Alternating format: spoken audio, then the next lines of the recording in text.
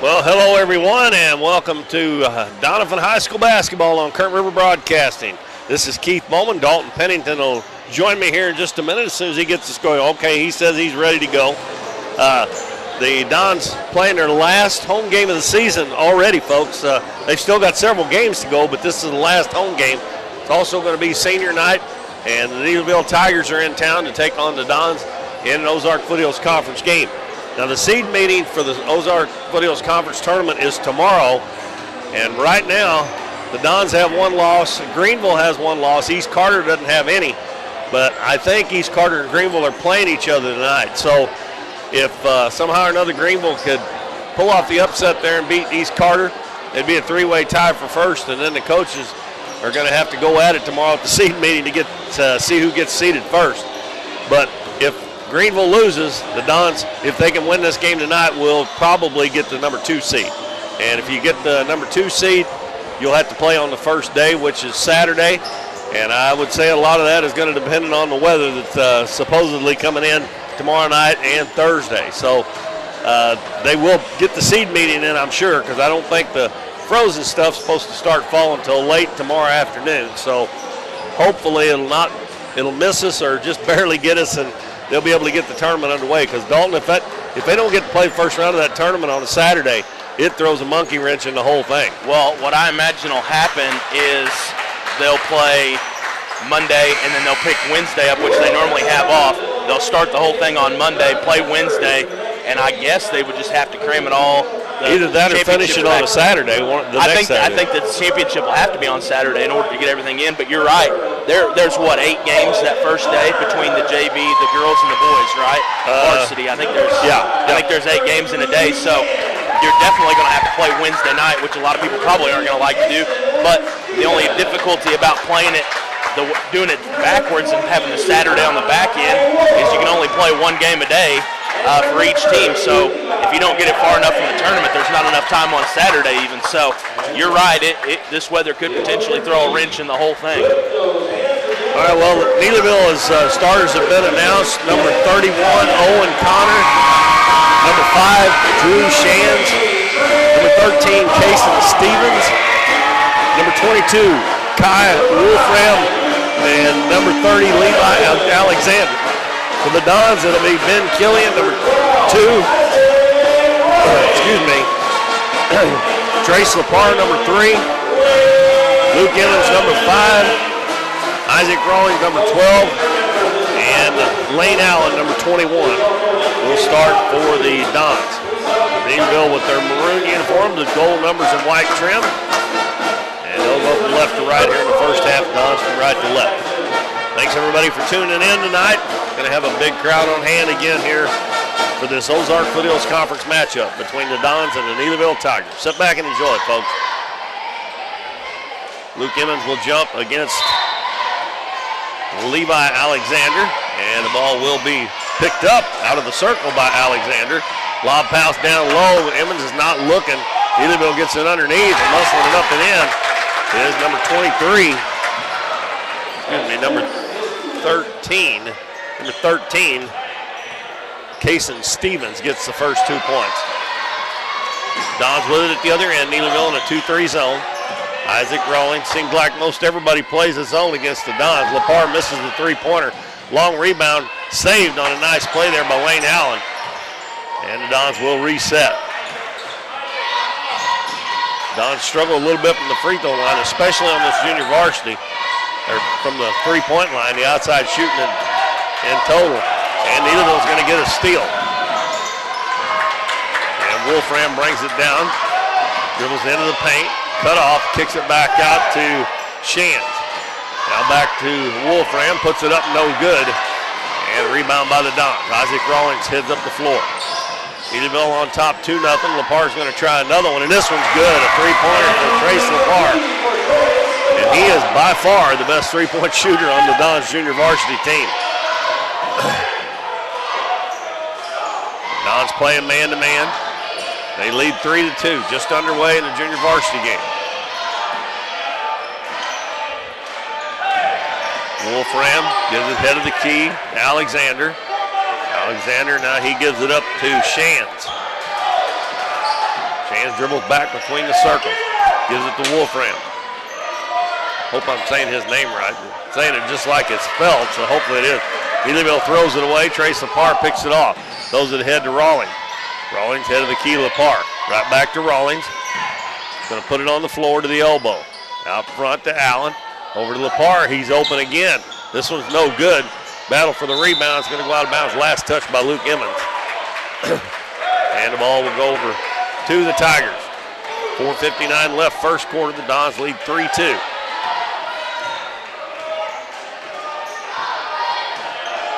Wolfram brings it up the floor. Met by Allen. Allen backs off of him a little bit. Takes it to Alexander on the left wing. Alexander goes baseline to Shands, and he tries to get it inside to Stevens, and we're going to have a reaching over the back foul, knocking away the pass. And it's going to be on Luke Emmons. That's the first foul of the game. Pass way out front, and it goes into the back court. Yeah, okay. Officials started not to call it until Coach Dilbeck hollered and he called. Actually, I don't know. I don't know if he had full possession of it before he went back. And that may be what they're saying, but he didn't. But they're gonna keep it that way. Yeah. I don't think it was back court.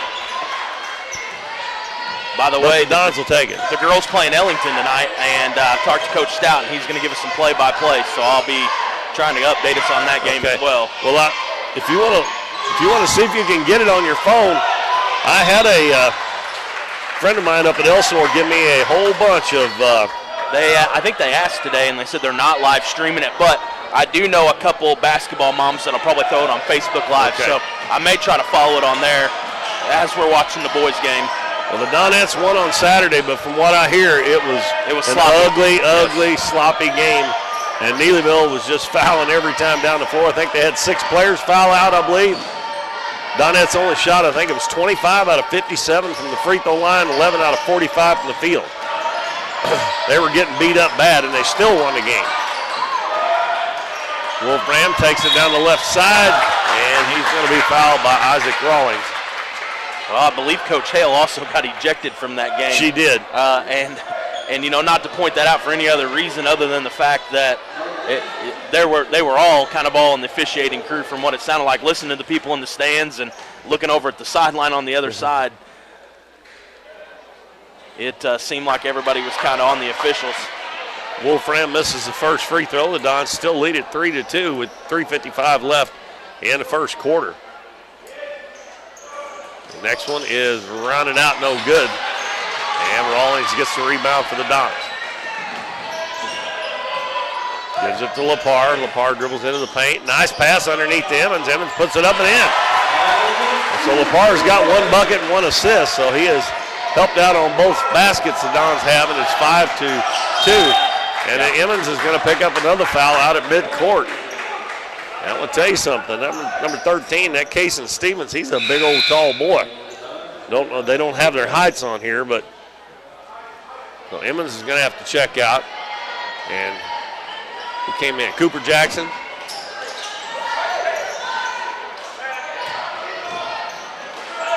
Alexander gives it right wing to Stevens. Now headed the key to Shands. He swings it left side, and they've got a Connor. That's the first time he started, but that's the first time he hadn't had the ball, I believe. And what'd they call there, Dalton? I wasn't paying attention. I'm trying to figure out who he was. I'm pretty sure they called a travel violation. I was looking at my stats. Jackson sidesteps the defender, and he goes in. He's going to be fouled. Don's had a 2-on-1. Defender come up from behind him. And that foul is going to be on Cason Stevens. That's the first foul on Neelyville. But it'll be a 2-shot foul for Cooper Jackson, the 6'2 freshman. He eyes up the first one, and it's good.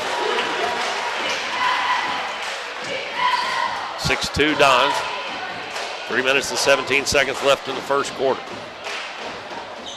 That one is long, but he banks it in. 7-2 Dons. That's what that backboard's there for. Well, he shot that one a lot farther than he did the first one, I tell you. Dons get another steal. Rawlings trying to get down there and lay it in, and he does, and he's fouled. And that foul is going to be on number 30, Levi Alexander. And that's one of those, Dalton, where I think you ought to just let them make it, or make sure you foul them hard enough they don't make the basket. A lot of times they just barely bump them and they get the basket and a free throw. Right. Rawlings' free throw's good, so he gets the three-point play. And the Dons lead 10-2 with 3 minutes left in the first half. Wolfram out front. Isaac Rawlings on it. Dribbles to the right side. Now he picks it up, gives it in the corner to Stevens. Back out front to Shands. Shands has it knocked away, gets it back. Gives it to Stevens. Down in the corner goes to Alexander. Gives it back to Connor, and I think he dribbled that off his leg. Well, they started to call it out on, one of them did, and then the other one overruled him. So it'll be Neelyville's basketball, and we got Maddox Balkum coming in for Trace Lepar. Neelyville inbounds it down 10-2 to the Don. Wolfram between the circles. Reverses his dribble, gives it in the corner. Three-pointer up and good. And that's by the big boy, Kason Stevens. Cuts the Dons lead in half. Dons back at the other end. Ball knocked away, stolen. Here comes Wolfram, going to take it down. And he runs over Balkum, and Balkum draws the charge. I think he might have tried to start falling just a hair too soon there, but they give him the call anyway. And now we have Bryce Dollins checking in for Neelyville. He replaces Alexander.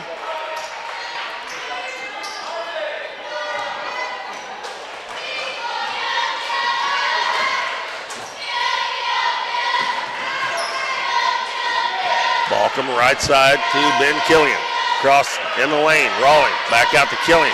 Three-pointer up and good. There's that inside-out game. Best way to get a three-point shot.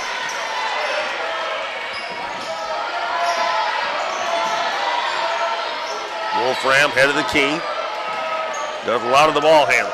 Gives it to Dollins. Now over to Shands. Shands gives it to the big boy, Stevens. He hadn't been spent much time underneath the basket. Wolfram with a nice drive. Shot won't go. Balkum with the rebound. Gives it to Killian. Killian going to take it down. Jump stop. Shot up and good. 1-on-3. Ben Killian does the jump stop. Avoided the charge. And it's 15-5 in favor of the Dons. 1:15 left in the first quarter. Dollins on the left wing gives it in the corner. Another three-pointer up and by Stevens, no good. And Wolfram's going to get the offside rebound. Now they bounce it inside. Stevens with a nice grab there to lay it in. And makes it 15-7. Neelyville's gone to a man-to-man. Balkum, head of the key. Allen back to Balkum. Now to Rawlings. Rawlings backs it back out. Left wing to Killian. Head of the key, Jackson. Takes the shot. Might have got away with a travel there. In the lane, Rawlings, a pass just a hair behind him and is picked off by Neelyville. Pass on the left side. Wolfram in the lane. Now it's knocked out in the corner. And Dollins is going to put it up no good. Jackson gets the rebound. Gives it to Rawlings. Down to 17 seconds left. Dons probably go for the last shot. They lead at 15-7. Down to 10 seconds. Killian, they clear out for him. Goes in, puts it up. Lost it on the way up. Pass up the floor. And Dollins is going to lose it. But they're going to say it was knocked out by Balkum. It was a good job by Maddox getting back there. That could have been an easy run out there had he not hustled to try to get in the way of that. Harley Elliott checks in for the Dons. Yeah, I think Ben took it in there just a little bit too soon. Three-pointer up at the buzzer is going to be an air ball. And we've reached the end of the first quarter. It's 15-7 in favor of the Dons. We'll be back in 1 minute on Current River Broadcasting. We see the potential of her and him and you, of where you're from and what you can accomplish. Because when you set your mind to it, there's nothing you can't do. But reaching your potential isn't just about achieving your goals. It's about helping others, supporting your neighbors, building your community, and investing in people that make a difference. Like her, and him, and you. Because when you're from here, That's just what you do. And from here, we can do anything.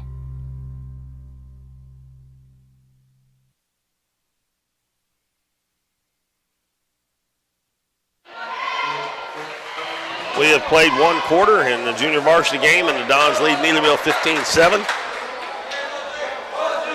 Well, I've got our first update from over at Ellington, and it is 5-0 with 2:57 left in the first. Ooh. Ellington leads, so neither team doing a very good job of scoring. I don't know. I mean, that's not how the Donettes play, so Ellington must really be trying to slow it down on them and just – I can't imagine them doing that, just the way they play, because that King girl can play, and she usually goes 100 mile an hour. Yeah. But what I don't, the Donettes only haven't scored in almost, 6 minutes. Yeah. Cooper Jackson, three-pointer up and good. Let's see who we got in the ball game. We got Shands, Alexander, Connor, and they lob it down low to that number 32, Grant Hale. And he is one of the starters on the varsity, so Coach Harlow probably trying to get him in here a couple of quarters in this game. He scores easily on that lob. So I would say he's a pretty good player if he starts on their varsity. So it's 18-9. And a quick timeout called by Coach Cagle and Coach Dilbeck. In that first quarter, the Dons had 5 points from Ben Killian, and now after that three-pointer from Jackson, he's got 5 points as well. Now, Kaysen Stevens has 7 of their 9. We might not have had that guy down on there. I bet we didn't we? Yeah, who was that last guy that just scored? Grant Hale, number 32. Yeah, that's what it is. He was starting on the varsity, so we had 3 minutes. Neelyville sets up in a 2-2-1. Lepar, Rawlings, Emmett Jones, Cooper Jackson, and Harley Elliott on the floor for the Dons. Lepar will get it across the half line, and he throws it out of bounds. Threw it right behind Emmett Jones as he was cutting down the right sideline. And the turnover gives it back to Neelyville. Shands across the half line. Gives it left wing to Alexander. Alexander's going to take it down, puts one up and good. And Neelyville got a turnover on that press, so they're going to try it again. Actually, the Dons had it beat. It was just a bad pass from Lepar. This time they get it across, almost stolen there down low. Jackson's going to bull his way in. He puts it up no good. And we're going to have a foul going over the back on Emmett Jones. Now back in the ball game will be Wolfram, and he'll be taking Shands' place. And Allen back in for the Dons, replacing Harley Elliott.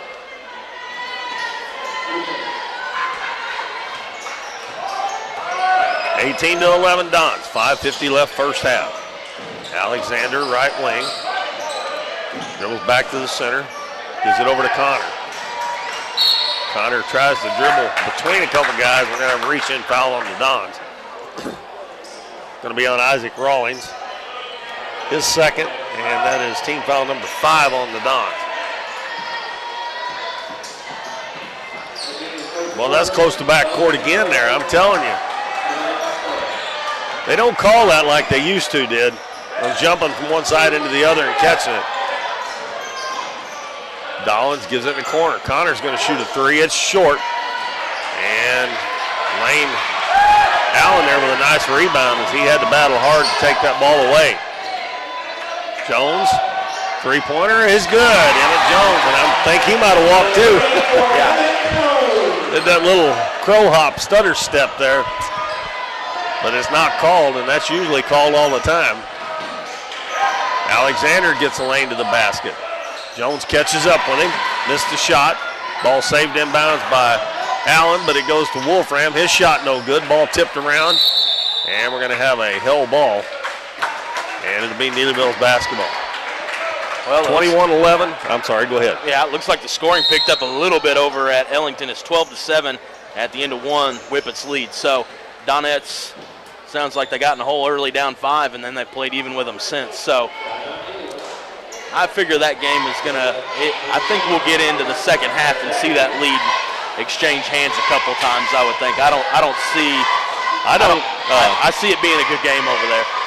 I don't see how Ellington can guard Doniphan's big girls, but they might do it because the Hackworth girl's about 5'8", the Harper girl's about 5'10", but she's really, really slender, and she doesn't really do a whole lot. Right. She's their 5th starter, but they really, in my opinion, only have 4, but they won the state championship with 4 starters. Yeah.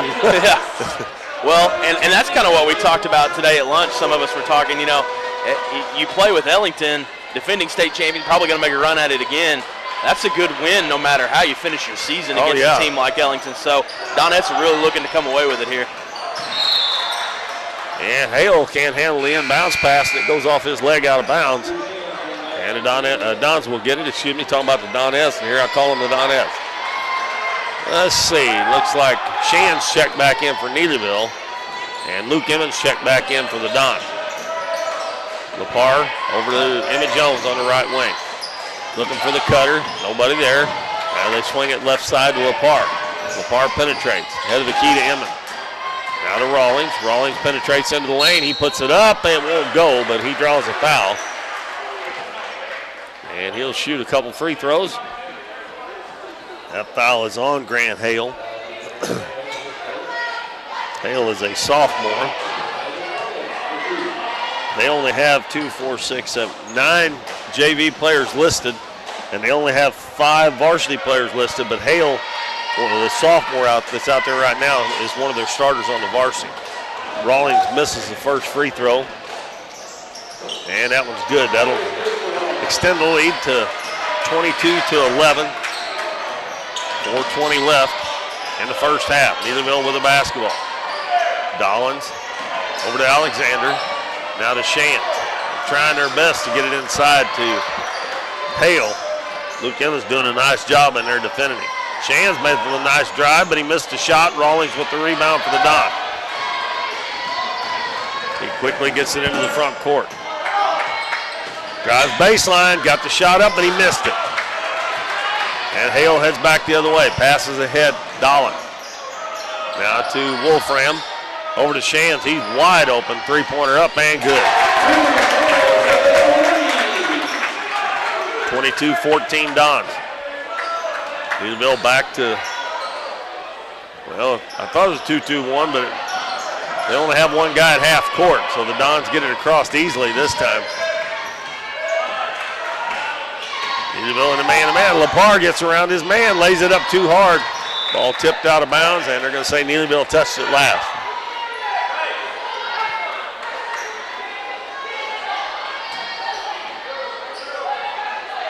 Lepar will trigger it for the Dons. Out to Emmett Jones, head of the key. Over to Allen. Allen dribbles in, kicks it out to Lepar. Lepar open from about 15, no good. And Alexander rebounds for Neelyville. Heads up that left sideline. Going to take it in, drops it off. Wolfram, jumper from the baseline, no good. And Alexander's going to go over Emmett Jones' back. And that'll be another foul on Neelyville. That'll even up the team fouls at 5. And that's the second foul on Alexander. Now they're back to the 2-2-1, but they kind of back up when Lepar dribbles it up. Over to Jones. Jones dribbles baselines, puts a shot up, no good. Battling for his own rebound is tipped out to Shan. Shan, one-on-one Lepar. Goes down, puts it up, and we're going to have a foul on Trace Lepar. Just got another update. It's 10-15.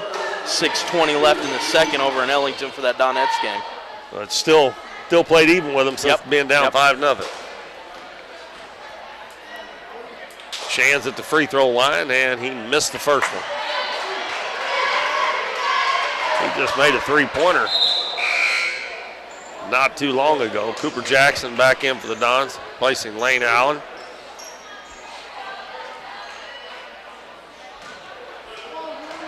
.254 left first half.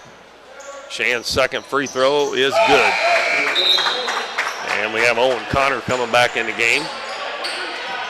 You know, Coach Epps doesn't put a lot of stock in those rankings, but I wonder what happens with the Donettes if they are able to come away with a win tonight against a team like Ellington.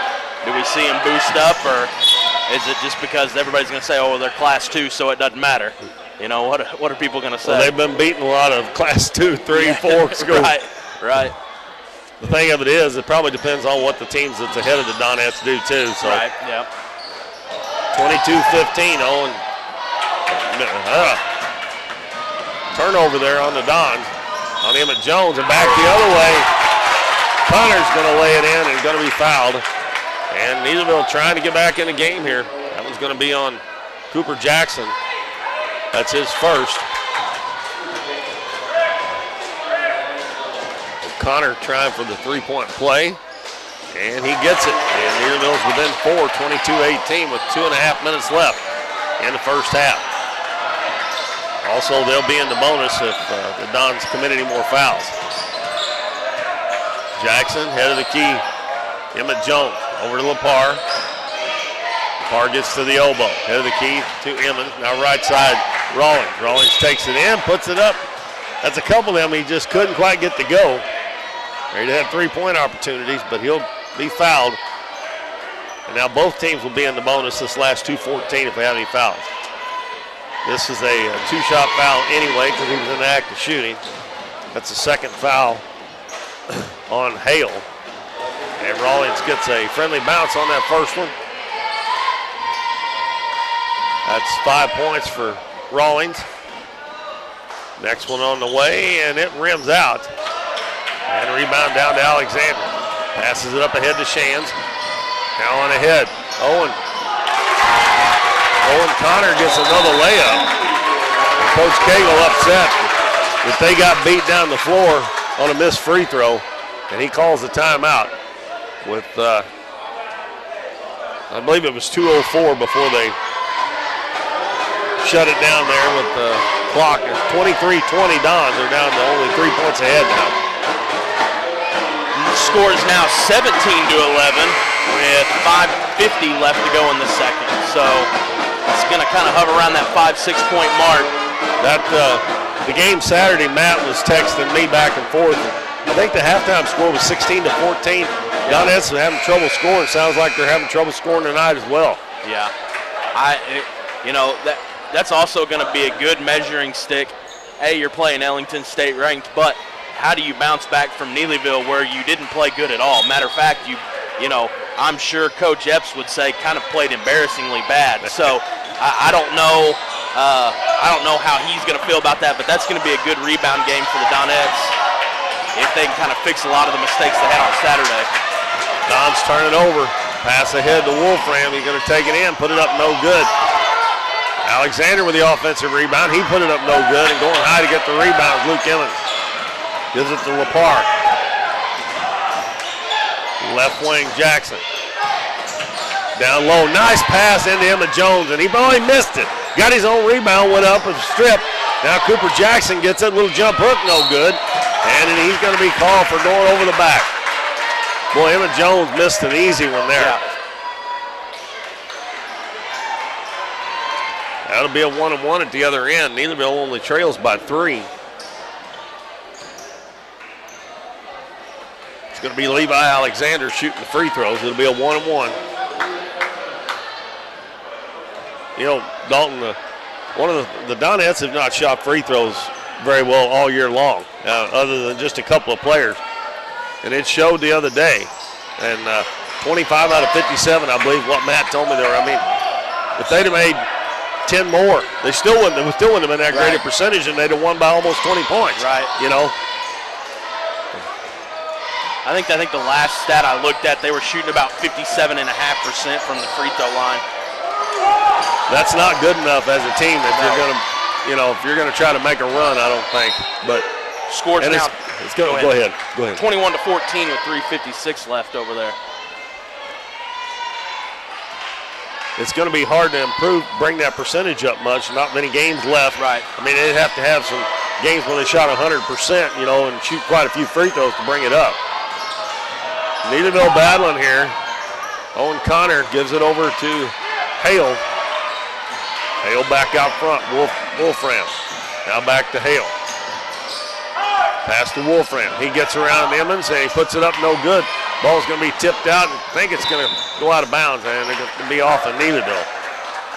Well, Neelyville's had a couple of cracks at getting back here and even taking the lead, but haven't been able to do it. Now Bryce Dollins back in the game for Wolfram. And Lane Allen's coming in for Luke Emmons.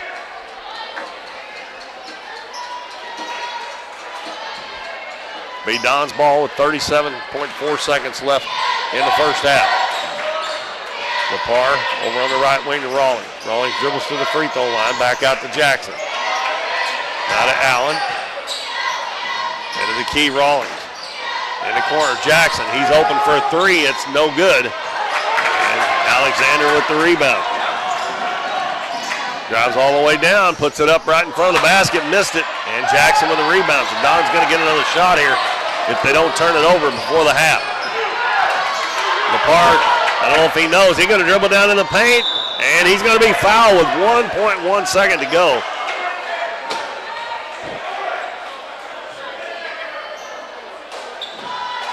That foul is on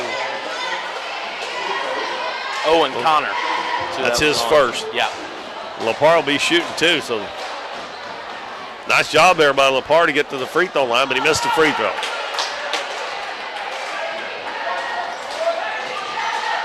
.1 second to go before halftime.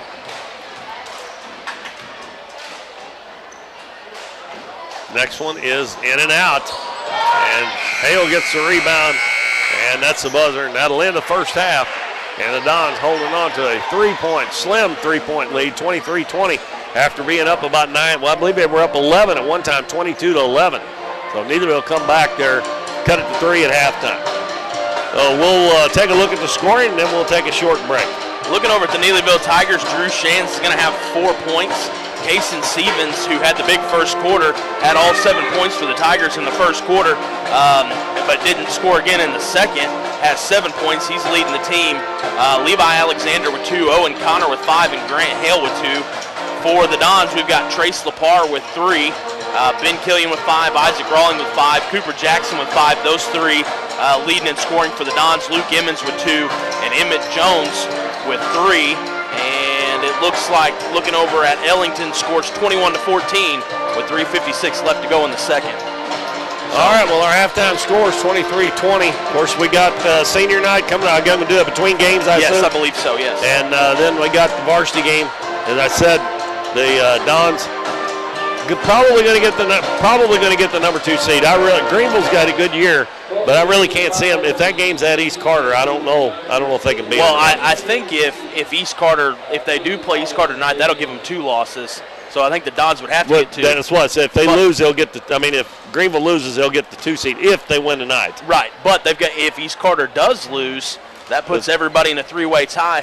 I still think the seeds probably shake out the same way because I think East Carter is probably everybody's favorite to win it. I think in everybody's mind, they're probably the favorite. And even though the conference game really all it counts, they beat Doniphan twice. So yeah, exactly. They're probably going to get it. But anyway, we'll see how that shakes out tomorrow.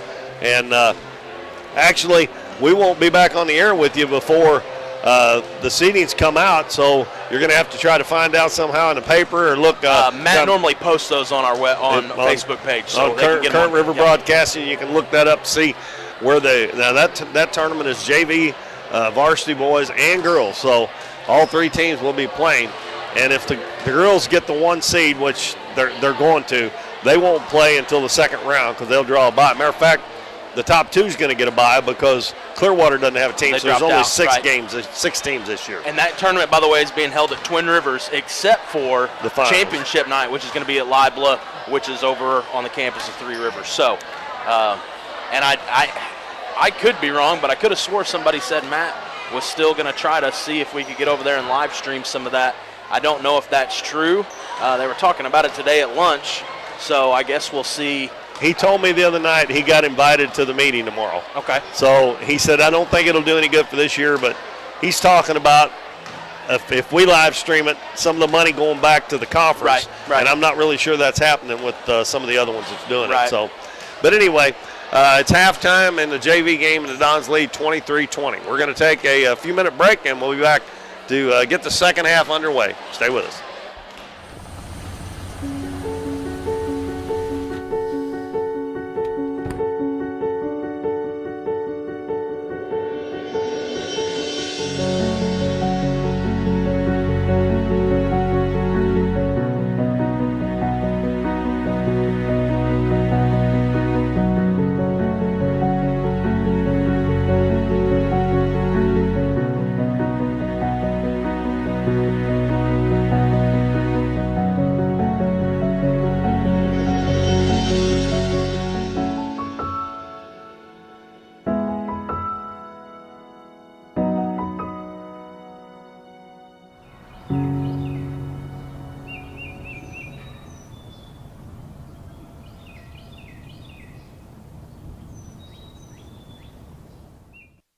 Current River Bait and Tackle is more than just a convenience store.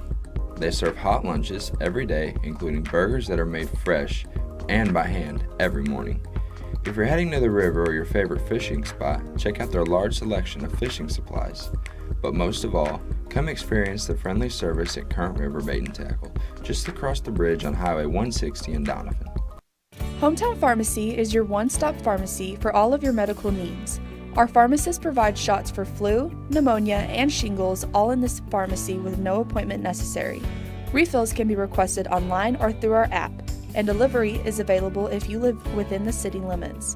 Transferring prescriptions is easy, so come by or give us a call, and our friendly staff will take care of everything. Come experience the difference a hometown pharmacy can make on LaRue Street in Doniphan. At Mathis Timber, our goal is to provide our landowners with the greatest possible financial return on their timber lands, while not damaging young timber or leaving your property in a mess. We have served Ripley County and the surrounding areas since 1939. We will buy your timber on lump sum total or percentage. We have several references upon request. Contact Craig Mathis at 573-429-0996 and see how Mathis Timber can assist you with all your timber harvesting needs. I'm Russell French, and for value and friendly professional service, give us a call at 573-996-5001. Whether you're insuring your home, auto, farm, or business, give us a call at 573-996-5001. Or come by and see us right here in Doniphan at 1204 Walnut Street, or visit us on the web at cmoinsurance.net. The housing market is hot and interest rates are still low, making it a great time to sell your house or look for your new home. Either way, Taylor Schleif with United Country American Realty in Doniphan is there for you. Check out her listings online and be assured that Taylor will be with you every step of the way, making the process easier and more enjoyable for you. Come see her at their office in Oak Tree Village or schedule an appointment by calling 996-6786. Taylor Schleif and United Country American Realty, coming soon to a closing near you. Davis True Value is proud to sponsor the Dons and Donettes for another exciting ball season. Just like the Dons and Donettes, Davis True Value knows hard work wins the game. They are your selection, service, and savings destination hardware store, serving the area with paint, plumbing, electrical, lawn and garden, and housewares. Your local True Value hardware with so much more. From window repair to chainsaw sharpening, we are the store of first choice. Behind every project is a True Value. We're for road trips. We're for hitting up Arthur Bryant's for lunch and making it to Lambert's for dinner. We're for drop tops, T-tops, classics, cruisers, steel horses, and real horses. Have you ever hit a deer? Yep, we're for you too. We're for getting stuck in traffic and 6-lane freeways that aren't so free. We're for Missouri license plates. No, medals of pride. Like us, no two roads are alike, but we're all connected. We are Missouri Farm Bureau Insurance, and if you're a Missouri driver, we're for you. I am Doug Green, your Missouri Farm Bureau Insurance Agent, and if you're in Ripley County, I've got you covered. You've heard it all before. We're number one. We're the best. We have the biggest rebates. Now is the time to skip the hype and come to Current River Ford in Doniphan. They're all about helping you find the perfect new Ford. Current River Ford services your vehicles after the sale. From the moment you drive in, you will receive the quality service you've been missing. With the selection at Current River Ford, you'll find the new vehicle you want. How about getting your next vehicle at a dealership that makes it all about you? Current River Ford, Highway 160 in Doniphan. We see the potential of her and him and you, of where you're from and what you can accomplish. Because when you set your mind to it, there's nothing you can't do. But reaching your potential isn't just about achieving your goals. It's about helping others, supporting your neighbors, building your community, and investing in people that make a difference. Like her and him and you. Because when you're from here, that's just what you do. And from here, we can do anything.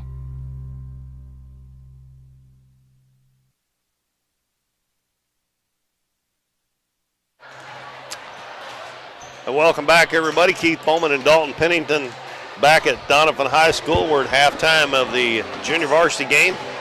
And it's 23-20 in favor of the Dons. The Dons had a 22-11 lead earlier in that quarter.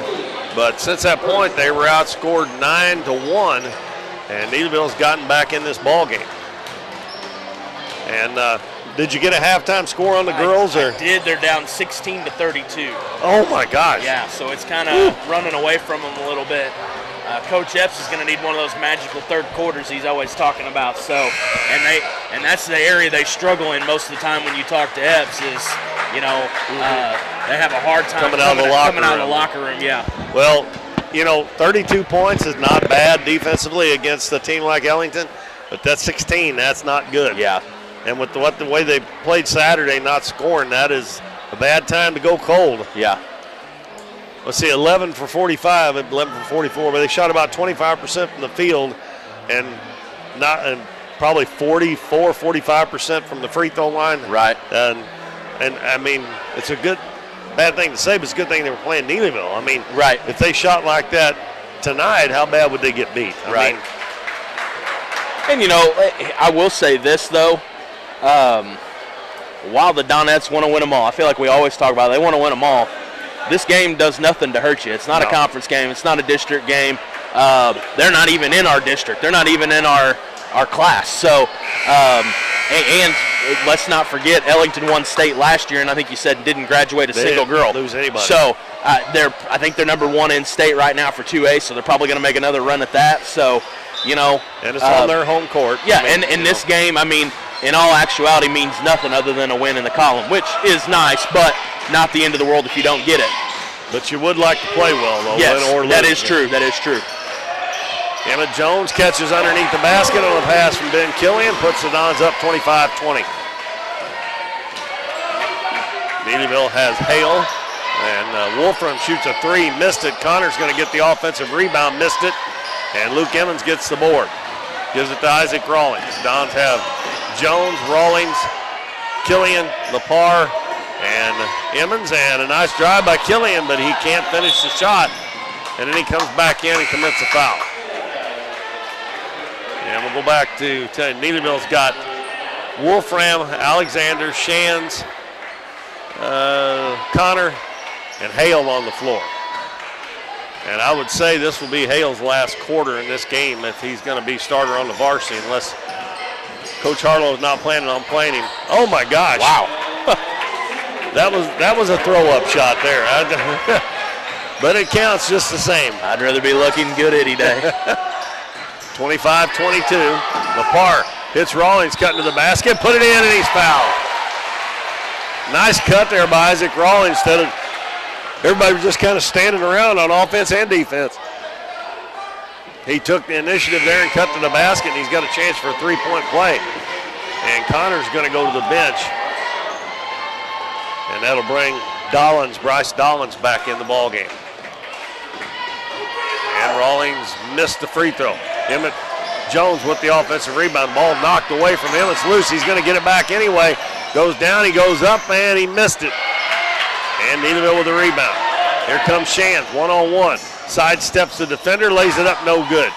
Ben Killian grabs the boards for the Dons, heads the other way. Lets the traffic clear, gives it to Rawlings on the left wing. In the lane. And the shot up and good by Jones. And that lane's been pretty open in there this third quarter for the Dons. Lead back up to 7. Alexander dribbles to the baseline. Into the paint, turnaround shot is no good. Good defense by Isaac Rawlings there. And he got the rebound as well. Jones hits Rawlings, cut to the basket. He put it up and in, and he's fouled again. Another chance. That's 3 layups they've got this quarter. Just off cutting to the basket. I mean, no screens or nothing, just cutting to the basket. Well, I've got an unofficial update. This is obviously just a spectator opinion, but it's a pretty reliable spectator. She says, we'll see what happens here. She says the Donettes are getting out-hustled and have very, very, very few turnovers on the defensive end. And that's kind of their bread and butter. So, well, the King girl can handle the basketball. She can do it all. I know she's only 5'4", but she's an amazing player for 5'4". At the other end, Rawlings missed the chance at the three-point play. Neelyville gets it down at this end, and we got a foul. And it's going to be on Lepar, his second. The bounce pass comes to Hale. Out front to Shands. He gives it up to Wolfram. Now driving the baseline. Stripped away by Killian. He's going to take it down and take it all the way. Lays it up and no good, but he'll go to the free throw line. And that foul is going to be on Alexander. That will be his third foul. 3 team fouls against Neelyville this third quarter. And with the score 31-22, 4:39 to go third quarter, we got a timeout. We'll take one as well. We'll be back in 1 minute on Current River Broadcasting. Current River Bait and Tackle is more than just a convenience store. They serve hot lunches every day, including burgers that are made fresh and by hand every morning. If you're heading to the river or your favorite fishing spot, check out their large selection of fishing supplies. But most of all, come experience the friendly service at Current River Bait and Tackle, just across the bridge on Highway 160 in Doniphan. Hometown Pharmacy is your one-stop pharmacy for all of your medical needs. Our pharmacist provides shots for flu, pneumonia, and shingles all in this pharmacy with no appointment necessary. Refills can be requested online or through our app, and delivery is available if you live within the city limits.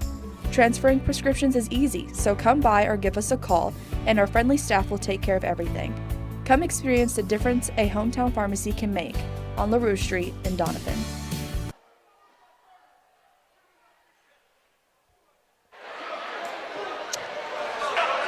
Welcome back.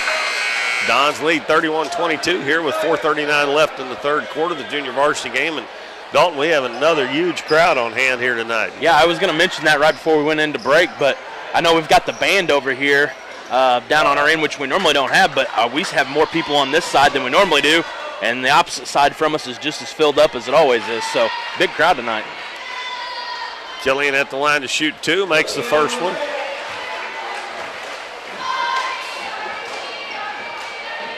That gives Ben Killian 5 points in the game.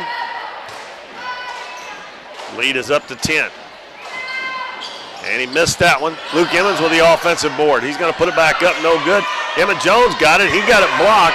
Gets it back again, goes up, and he's fouled. Great job on the boards by the Dons. Relentless there at getting that rebound on the offensive end. I think they got 4 cracks at it before the foul was called. And that's the 4th one on Alexander. They've got Connor at the scorer's table. Emmett Jones nails the first free throw, and Alexander will check out. Owen Connor back in for him. He goes to the bench with 4 personal fouls.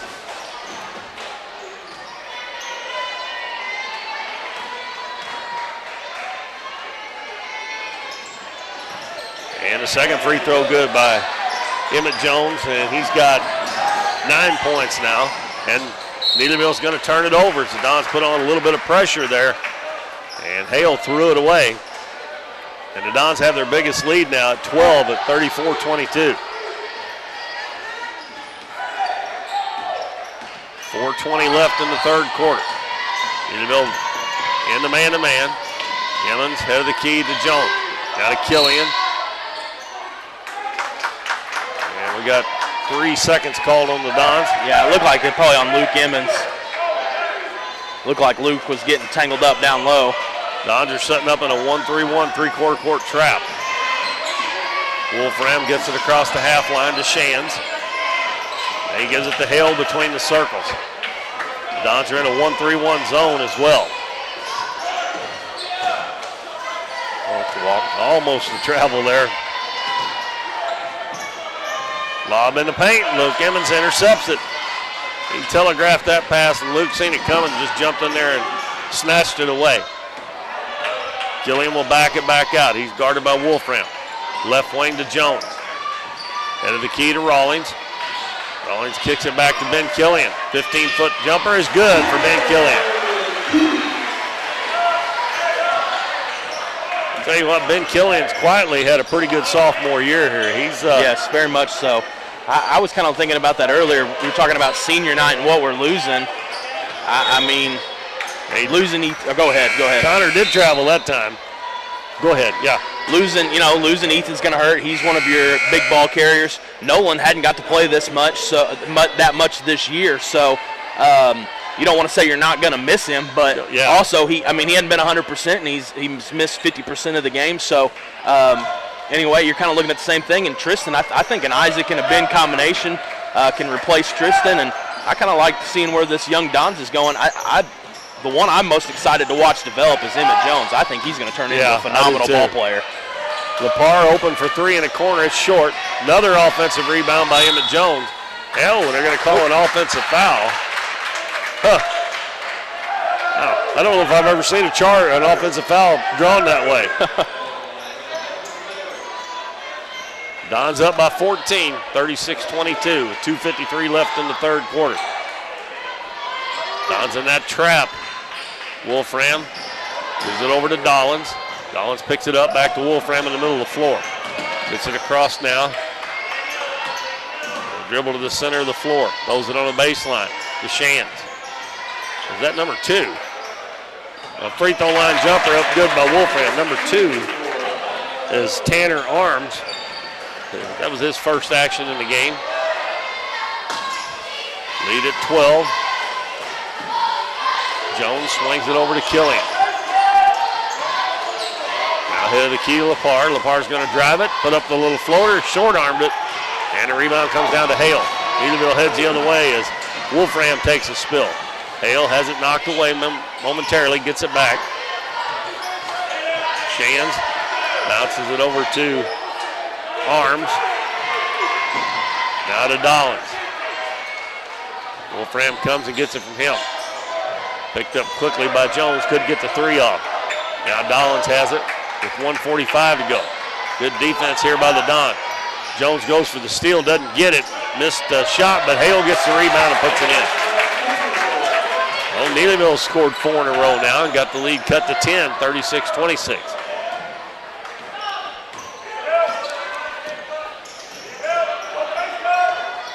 Pass in the paint to Jones, out to Lepar. Drops it off underneath to Jones. Jones puts it up and in, and he's fouled. Nice little play there. And a good pass from Trace Lepar there to get Jones a three-point opportunity. But Jones has got 11 now. Yep. That leads the Dons in scoring. And this will probably be the last quarter for him. Coach Cagle does it a little bit different. He gets Jones. He doesn't normally play him in the first. He plays him in the second and third, and I guess gives him kind of a rest for the fourth, and then brings him back out and probably keeps him a little bit warmer, instead of playing the first 2 quarters and then sitting all the second half. That probably keeps him a little bit loose. So I like how Coach Cagle does that. We had an over-the-back foul on Lane Allen. Allen. I always forget his first name. I don't know how come.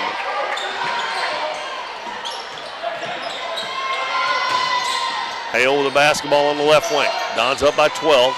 Nearing a minute to go in the third. Turns to the baseline, put it up, and that was a bailout foul there. I'm not sure if that was on Killian or Jones, but they're going to call it on Killian. That's the second foul on Ben Killian. And that will send Grant Hale to the free throw line. And the first one bounces around and falls through. Trying to get Neelyville back within 10. Maddox Balcom checks into the game for Trace Lepar. 1 minute and 1 second left in the third quarter. We've got senior night coming up between games, and then, of course, we've got the varsity game after that. Both free throws good by Hale. That gives him 6 now in the game. Dons have it with under a minute to go. And a bad pass by Allen, but it's picked up by Jones. Balcom, head of the key to Rawlings. Down to 42 seconds, over to Jones. Jones, Allen. Allen goes in, puts it up, and he's going to be fouled.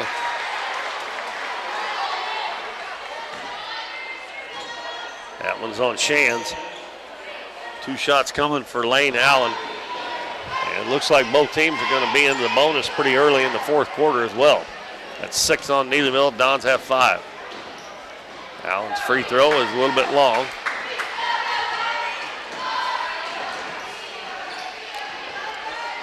38-28. Don's up by 10 with 37.4 left. That one's long. And Emmett Jones with another offensive rebound. He muscles it up, and he's fouled.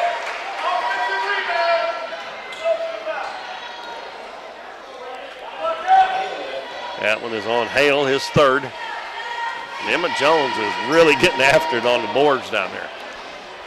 Doing a better job on offensive rebounding than he is defensive rebounding. And that one's a little bit long.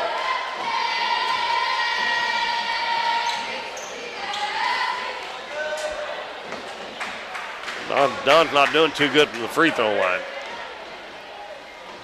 That one goes. He's got 12 now.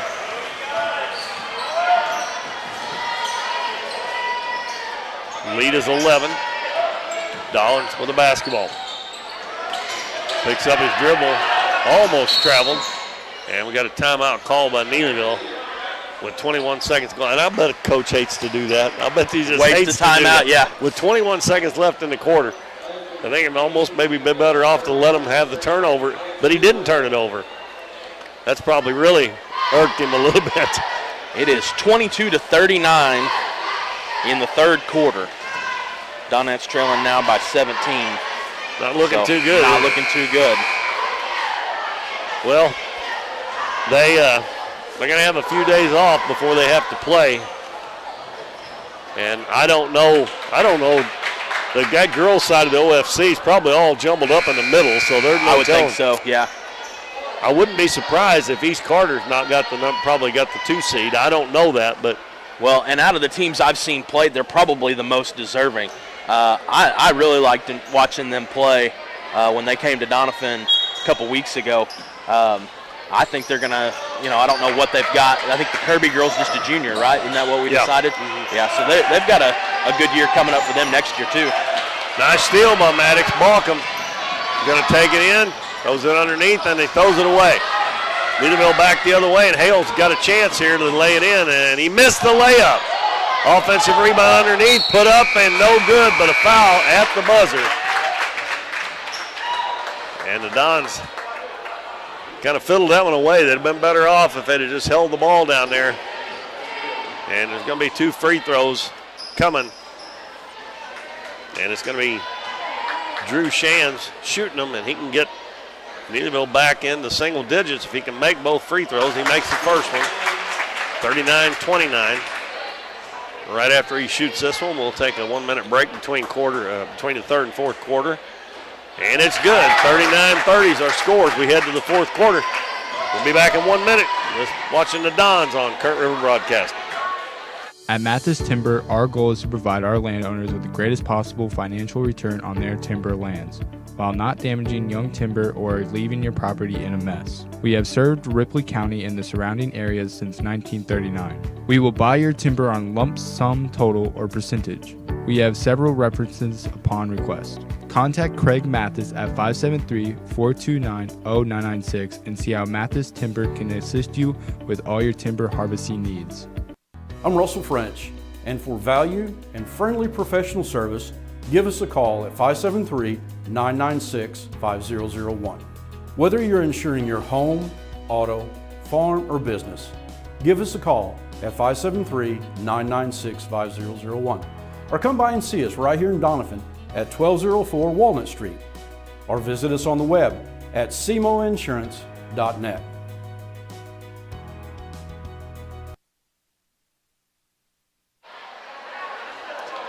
What was that score, Dalton? It looks like the Donettes have gone on a little bit of a run, and they've cut it to 12, so a 5-0 run to close out the third, and it's now 30-42 moving into the fourth quarter. It's possible. You never know. That's just going to be tough. The Donettes average about 20, 22 points a quarter, so they can't give up very many if that's the kind of quarter they put up. Fourth quarter is underway here. The Dons leading 39-30. They get it inside to the big boy. And that's number 13, Kason Stevens, and I'm assuming that he's going to play on the varsity as well because I don't think he's played much since the first quarter. No, I think it was the first quarter, and I think now here in the fourth quarter. So that cuts Don's lead to 7. Dons have Killian, Emmons, Jones, Lepar, and Rawlings out there. Emmett Jones head of the key. Over to Luke Emmons. Neelyville's been doing a better job of shutting that lane down a little bit here. Except as soon as I say that, Emmons gets it, and I don't know. He started to call an offensive foul. Well, I couldn't tell if that was a sell job or Luke really just knocked the fire out of him, because he did come too soon. He came falling back pretty quick, but like I said, I'm not sure which one that was. But anyway, Emmons gets the 2 points and lead back to 9. And Connor goes to the basket, missed it, another offensive rebound. And that was by Stevens, but he missed a shot. And a run out for Isaac Rawlings, and he missed it. Oh, wow. So both teams missed the layup there. So we're still at 9 points as Alexander takes it into the paint. Kicks it back out. Head of the key, Wolfram. Back over to Alexander on the left wing. Up front to Dollins. Killian all over, and Killian takes it away. He's got a wide open layup, and he lays it in. 43-32, Dons lead by 11 with 5:05 to go in the ballgame. Wolfram calls out Dollins. Dollins gets the basketball. Killian trying to take it away again. Alexander comes and gets it near midcourt. Gives it to Owen Connor. Connor dribbles into the paint, and he lays it up off the glass and good. That's 7 points for Connor now. And Killian gets around his man out to Lepar, fakes the three. Now he's going to shoot a three, and it's short, an air ball. And it's going to go out of bounds. And he's going to check out as Lane Allen comes back in. And Bryce Dolan goes out. Drew Shands comes back in. And we got a travel against Kaysen Stevens. Now they're going to set up in their 2-2-1 press.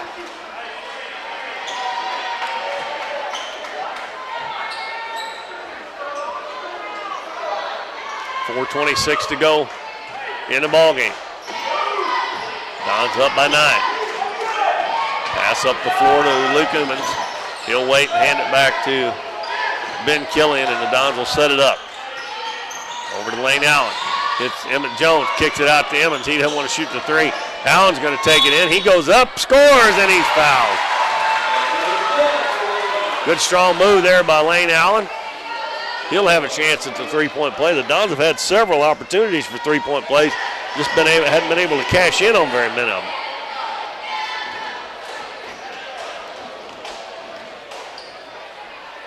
Allen's free throw is good.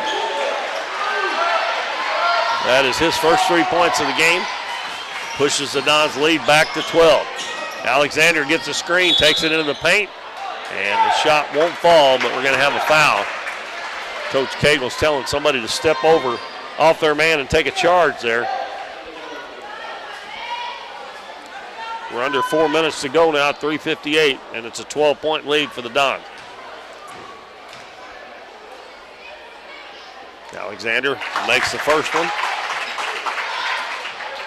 That gives him 5 points in the ballgame. I believe everybody's scored for Neelyville that's played except for, well, I think they've all scored out. Bryce Dollins. Bryce Dollins. Yeah. Second free throw good. Lead back to 10. Neelyville in the press. Dons get it up the floor pretty easily. Isaac Rawlings between the circles. Over to Killian on the left wing. Now to Jones, head of the key, swings it right side as they're looking for that inside shot. Rawlings takes it to the basket, missed it, and then he's going to knock it out of bounds.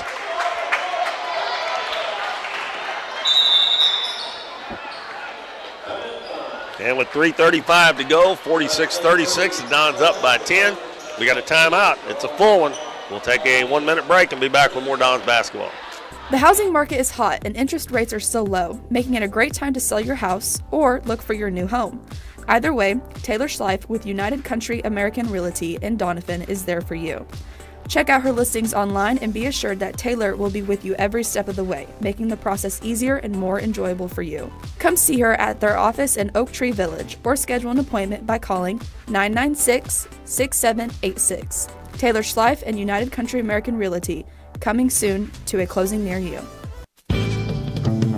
Davis True Value is proud to sponsor the Dons and Donettes for another exciting ball season. Just like the Dons and Donettes, Davis True Value knows hard work wins the game.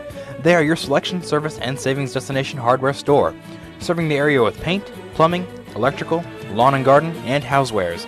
Your local True Value hardware with so much more. From window repair to chainsaw sharpening, we are the store of first choice. Behind every project is a True Value.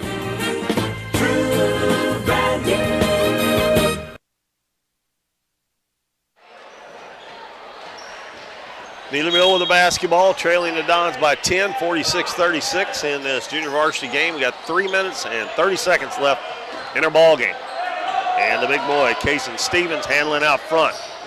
Dribbles to the baseline, hands it to Shands. And Emmett Jones reaches in off his man, steals it, takes it down, spins into the paint, short arm the shot. And Neelyville gets the rebound and they fall to the floor. That's going to be Alexander, and it's going to be a travel call. Nice play there by Jones to step off his man and steal that ball, but he couldn't get the shot to fall after a nice spin move. Killian open in the corner, three, bingo! 49-36 Don, 3 minutes to go in the game.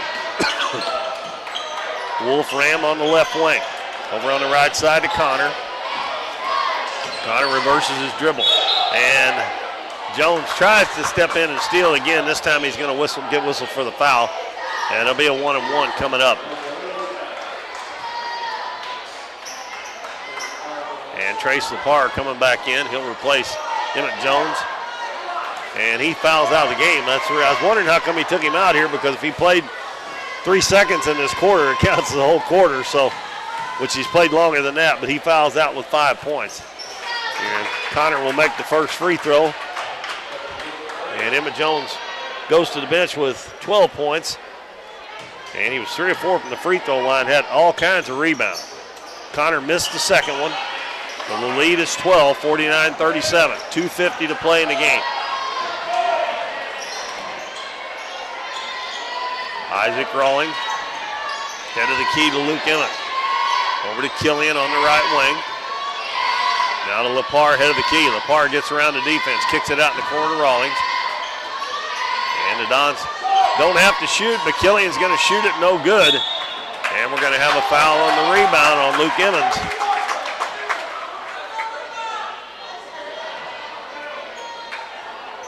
And that will be the third foul on Luke Emmons. And Alexander goes to the other end to shoot. 1-and-1. That is the 19th foul, so if the Dons foul again, it will be 2 shots the rest of the game. Alexander's free throw short. And Allen with the rebound for the Dons. I was watching Mizzou's men play Saturday. Yeah. 2 times they got a 10-second call for not getting the ball against half court, and it was the same guy both times, and there wasn't nobody guarding. Yeah. He just walked it up, and the clock got down to 20 seconds, and the referee seen it. Killian over to Rawlings. Rawlings left-handed layup's good. 51-37. That might be that final nail in the coffin here with a 1:45 to go. Neelyville going to have to shoot some threes if they want to try to get back in it. Dons are playing hard-nosed man-to-man defense. Alexander gets a path to the basket, and he short-armed that layup and missed it. Sometimes the easiest one, you think the easiest one's to make, the hardest one to make. Rawlings catches it, cutting to the basket, and we're going to have a foul. That was going to be on Wolfram. And Dollins is going to come back in, and he's going to replace Stevens. And Cooper Jackson coming in for the Dons. Replaces Lane out.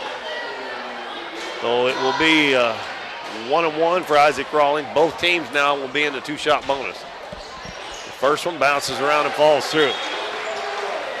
And Rawlings in double figures now as well. He has, is that 12? Yeah, 11. 12. Killian has 13, Emmett Jones 12, and Rawlings 12. And he's got a chance to get another one. Let's see, we got number 4, Jaden Creech in for Neelyville. That one bounces around and falls in.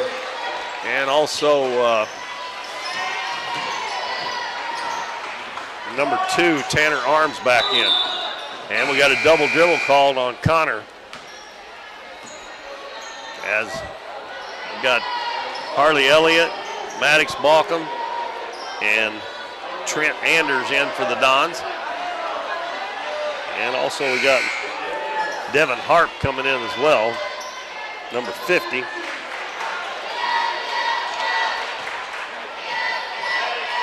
With a minute 20 to go in the ball game. Both teams kind of emptying the benches. Neelyville can't empty it too big because they've only got 2 subs, but Harp's going to shoot a 3, no good. Cooper Jackson with a rebound. In the corner, Harley Elliott's going to shoot a 3. It's short. Battling for the rebound is Anders, and still not out of bounds. And I think they called. And we got a timeout. Yeah, Coach Dobeck. It's 53-37. I don't know if they've got a 30 left or not. You don't have any. Wouldn't you know it? Yeah. Have you got any more updates? I haven't got anything in a little bit. Last one I got, the score was 49-32 with 5:17 left to go in the fourth. So they run off 7 points there. Yep. Real quick. But we got senior night coming up between games, and then, of course, the varsity game to follow.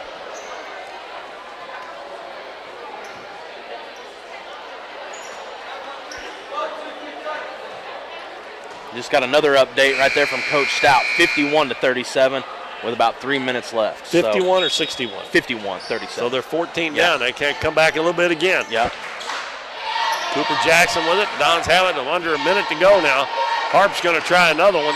This one's short. And Elliott had the rebound. I guess they knocked it out of his hands. Oh, my gosh. Oh, goodness. 50 seconds left, down 16 points, and you call timeout. Sometimes I wonder what they're thinking, especially when trying you to work on something. Well, you got all your subs in there, though. That's true. Well, we'll take a 30-second break, and we'll be back after this message. We're for road trips. We're for hitting up Arthur Bryant's for lunch and making it to Lambert's for dinner. We're for drop tops, T-tops, classics, cruisers, steel horses, and real horses. Have you ever hit a deer? Yep, we're for you too. We're for getting stuck in traffic and 6-lane freeways that aren't so free. We're for Missouri license plates. No, medals of pride. Like us, no 2 roads are alike, but we're all connected. We are Missouri Farm Bureau Insurance, and if you're a Missouri driver, we're for you. I am Doug Green, your Missouri Farm Bureau Insurance agent, and if you're in Ripley County, I've got you covered.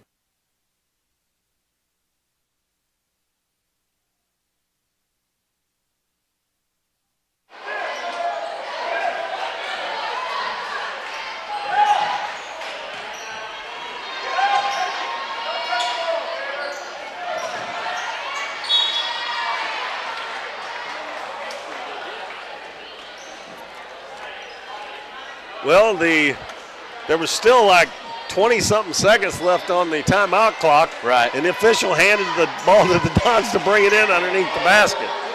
And what happened, they passed it around a little bit there, and Harley Elliott got fouled, and he's going to get on the scoreboard from the free throw line. And now we have number 55, that is Caden Buffington. He is a new arrival to Doniphan. That's correct. I think, I could be wrong, I think he wasn't able to play in the first semester because of transfer issues, and he's getting to play now. He's apparently a football guy. I think he's from Fredericktown. I think is where he's That's from. what they said. Yeah, he's a pretty good sized lad. Yes, he is. Freshman. So he is a freshman. He is a freshman. Yes. He's a pretty good sized boy. Neelyville inbounds it. Free throw jumper from the baseline, no good. And the Dons get the rebound with 15 seconds to go. They've got an 18-point lead. Maddox Balkum gives it to Anders on the left wing. Anders looking for help. And he has it knocked away. Gets it back and gives it to Balkum. And with 3 seconds to go, Balkum just going to hold it. And the Dons are going to win it 55-37 in this junior varsity contest. And kind of opened it up a little bit there late. They a couple times Neelyville put on a run and got close, but the Dons win it going away, 55-37.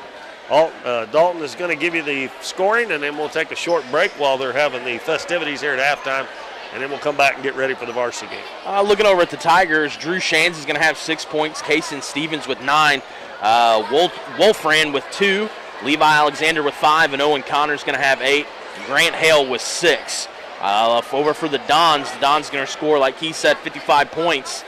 Trace Lepar with 3, Ben Killian with 13, Isaac Rawlings with 12, Lane Allen with 3, Harley Elliott with 1, Cooper Jackson with 5, Luke Emmons with 4, and Emmett Jones with 12. So the Dons doing a great job of kind of everybody getting in the scoring column there.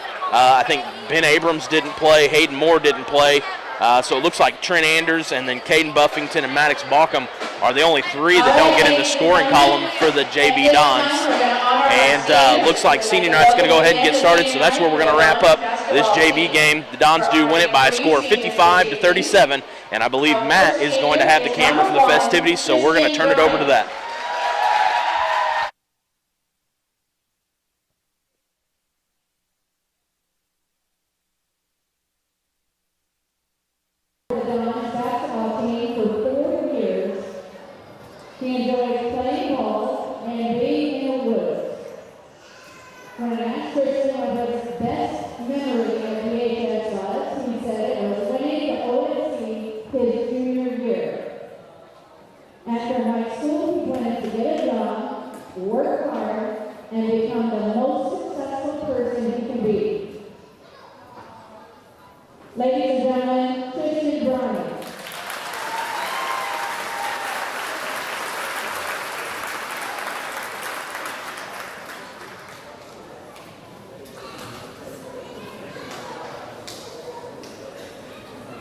Next, we have number 30, Nolan Soroka.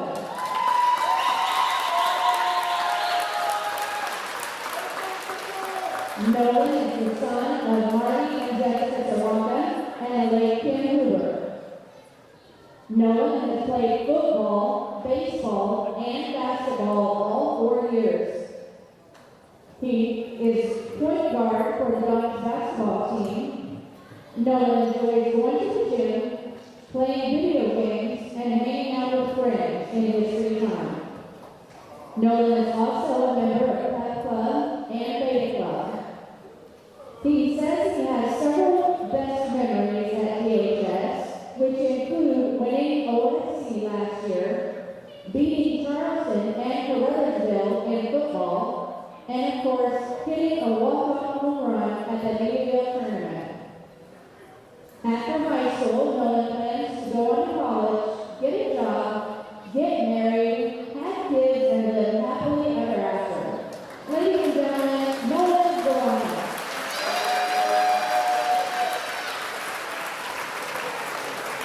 And our last senior tonight is number 14, Ethan Jones.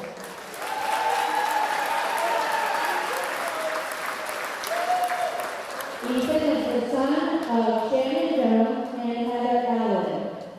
Ethan has played baseball and basketball throughout his high school career. In baseball, Ethan plays an outfielder, and he serves as small forward for the basketball Dons.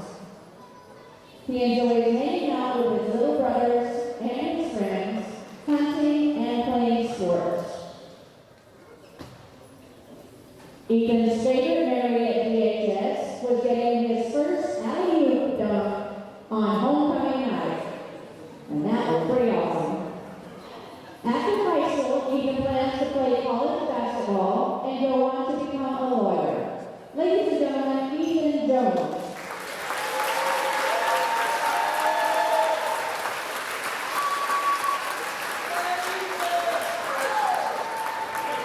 We're going to take a picture with all the seniors. All the seniors go ahead and line up for wherever you're sitting and watching.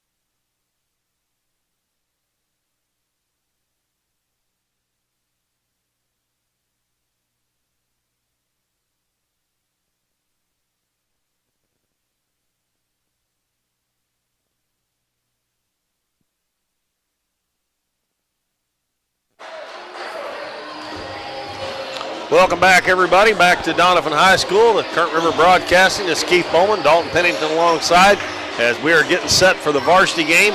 And the Dons looking to at least secure the second seed in the Ozark Foothills Conference Tournament. Seed meeting tomorrow, and the tournament scheduled to begin Saturday down at Twin Rivers High School with like 8 games on Saturday. It's an all-day thing down there. So quickly here, Dalton's going to run over some stats for you, for a few for both teams and then a few more for the Dons. All right, the Dons, we've talked about this before. They're going to be Class 4, District 1. The Neelyville Tigers, Class 2, District 1. The Dons come in with a record. I had that pulled up just a second ago. It's got 11-7. Is it over? Up at the top of that sheet over there. On this one. Okay, the Dons are 11-7, and Neelyville is 8-10. Looking down at the, let's see, the points allowed, the Dons are going to give up, they average 58 points a game, and they only give up 55 points a game. So they are on the plus side of the point margin, but it's a very slim margin at that. Neelyville, on the other hand, is going to be negative when you go ahead and figure that they only score 54.9 points a game, but they allow 55.7 points a game. The team averages for the Dons shooting from the field from 2-point are going to shoot 47.3%, and they're shooting about 30% from the three-point land. That's 29.8 to be exact on that. Like the girls, the Dons do struggle from the free throw line a little bit. They're shooting on the season 58.1%. You'd like to see that be in the upper 60s, low 70s. That's a pretty good spot to be sitting with your free throw percentage. So the Dons well shy of that, except over the last 5 games, the Dons are doing much better from the line where they're shooting 71%. And the Dons average about 37 rebounds a game. Looking at the individual scoring, Ethan leads the team. He averages about 17.4 points per game, and he shoots 33.5% from 3-point, which is a little bit better than the team shoots overall, and he averages 8.1 rebounds. Max Owen averages about 14.4 from the floor, 7.2 rebounds, and he shoots 71.4 from the free throw line, which is about where you'd like to see your team sitting, is what Max shoots individually at 71.4. Cameron Barton, who we've kind of talked about, really turned it on around Christmas break. Bloomfield, he kind of had a breakout tournament over there, didn't necessarily have big, huge scoring outbreaks, but he seemed to be playing the basketball we all thought he was capable of over at Bloomfield, and he hasn't really stopped since, and he's doing a much better job scoring down low. He's averaging 10.4 points on the season. I remember before Christmas that number, which is kind of what you figure from your big man. He's getting a lot of shots down low from the block, maybe a lot of layups, a couple spin moves. That he's got that little spin move and that little jumper that he puts up. So shooting 50% from the floor is pretty good for him, and he averages 6.2 rebounds. And those are the individual stats I have for the Dons. And once again, as we've said multiple times tonight, this is an OFC matchup. The Dons need to come in and handle business because pretty much no matter how everything shakes out, whether East Carter wins or loses tonight, the Dons are looking at the 2 spot if they can kind of shore this game up, we feel like. Now, those coaches could go completely different from what we think and may vote it some other way entirely, but Keith and I both seem to be in agreement that if the Dons can go ahead and shore this win up, they're going to come away with the 2 seed, no matter. Look forward to the OFC tournament. Well, usually in the conference tournament, they go by record more than they do anything else. Right. It's not like Bloomfield right. or the Twin Rivers Lady Royals Christmas Classic where they seed them that way. They pretty much go by record. So if they win this game, they're only going to have 1 loss in the conference. Right. And that was to East Carter. They lost to them twice. One of them was in a tournament. So I think even if East Carter would lose to Greenville, they're probably still going to get the 1 seed. So, and I was just looking, the Dons, you were mentioning about the last 5 games, they've won 4 of those 5 games that they're shooting. They've had a game down at Twin Rivers where they didn't play so great, but they still come out with a win. So if you can not play good and come out with a win, you know, you can live with that. Yeah, and that game over at Twin Rivers, keep in mind they had a big lead there in that game. And, you know, as we've seen multiple times, even with the Donettes, those big leads are hard to hold on to. You know, teams go into the locker room at halftime, make some adjustments. Obviously, you're not running full tilt, with a 19, 20-point lead anyway. So you make some adjustments, they make some adjustments, and sometimes the team's able to kind of chip away and get back into a ball game that maybe you thought they were blown out of in the first half. Well, we are getting ready here for the start of this one. Neelyville will have maroon uniforms with gold numbers, and we're going to have the national anthem. So while we do that, we'll take about a 90.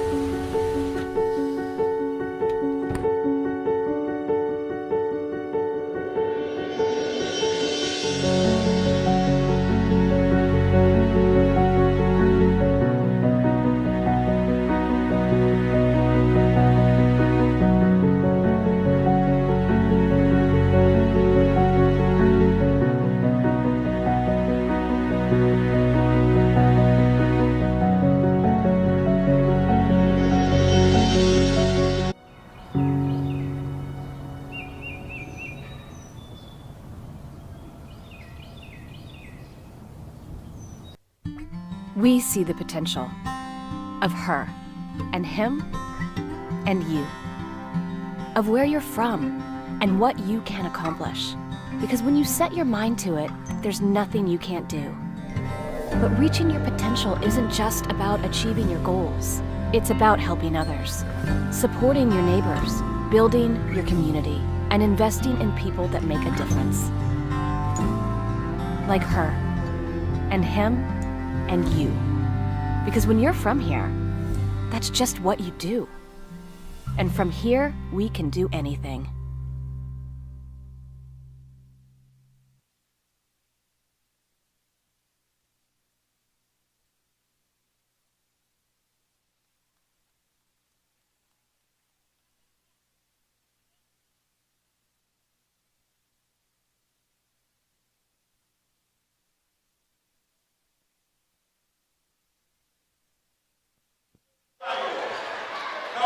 Well, Dalton, that's the second time I remember Kent Wilfong hadn't the lead in the national anthem. Hey, that's pretty cool. Yeah, Kent does a pretty good job, and I like that when you get that whole sound of there were a lot of people in here singing, and it's got that that big sound to it. I really enjoy that. That's kind of fun.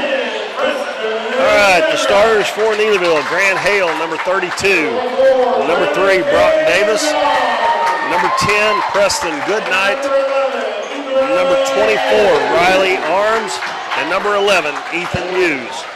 Neelyville with maroon uniforms, gold numbers, and white trim. They're coached by Taylor Harlow. Now for the Dons. Tristan Bryant, 5'9" senior.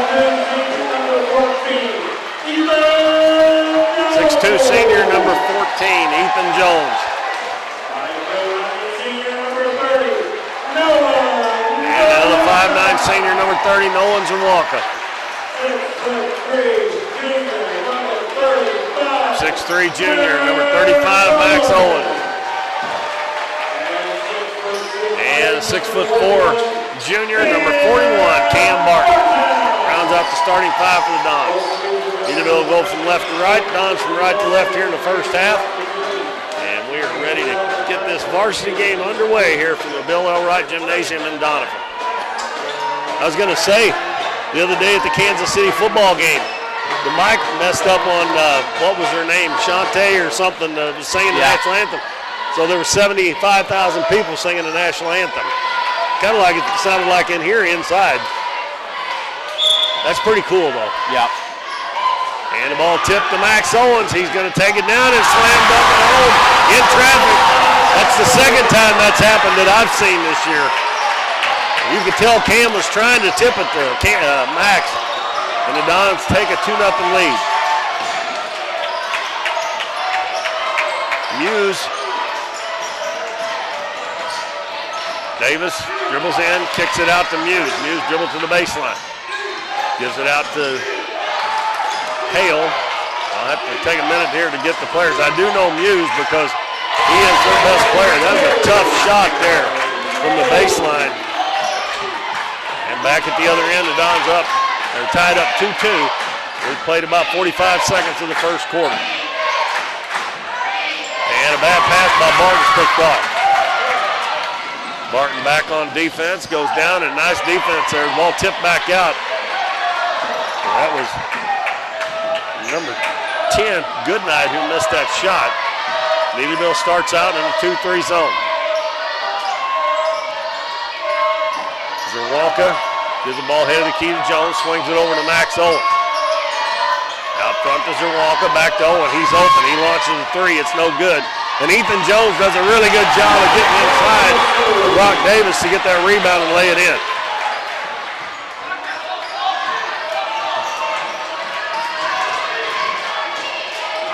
Riley Arms handling out front. He gets a screen from Muse, gives it back to Muse. A long three-pointer, no good.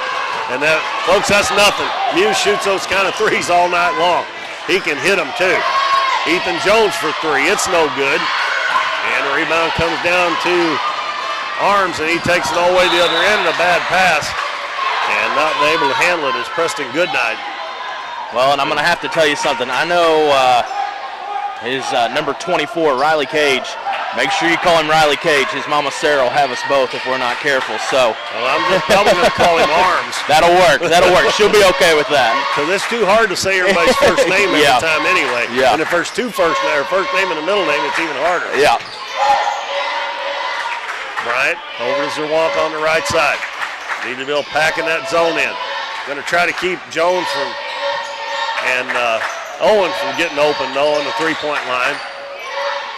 Max is open again, doesn't take it. He tries to bounce it down low, and that ball was kicked by Davis, and it will stay with the Dons. Dons up 4-2 with 5:37 left in the first quarter. Max Owen will throw it in. Throws it way out front to Bryant. Now to Jones, he's open. Launches a three, it's no good. Max Owens tips it up, no good. Ball loose on the floor, and that's a walk. He rolled over. Yeah, you can't roll over. That's a bad no call there. It'll be Neelyville's ball on the held ball.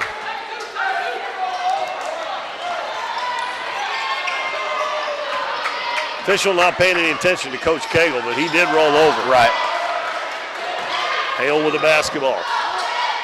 Over to Davis. Now to Muse. Every one of their players has touched it. Muse gets it inside, a jump hook, nothing good.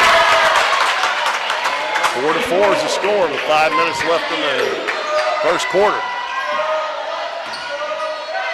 Zerwalka, he's open for three. It's no good.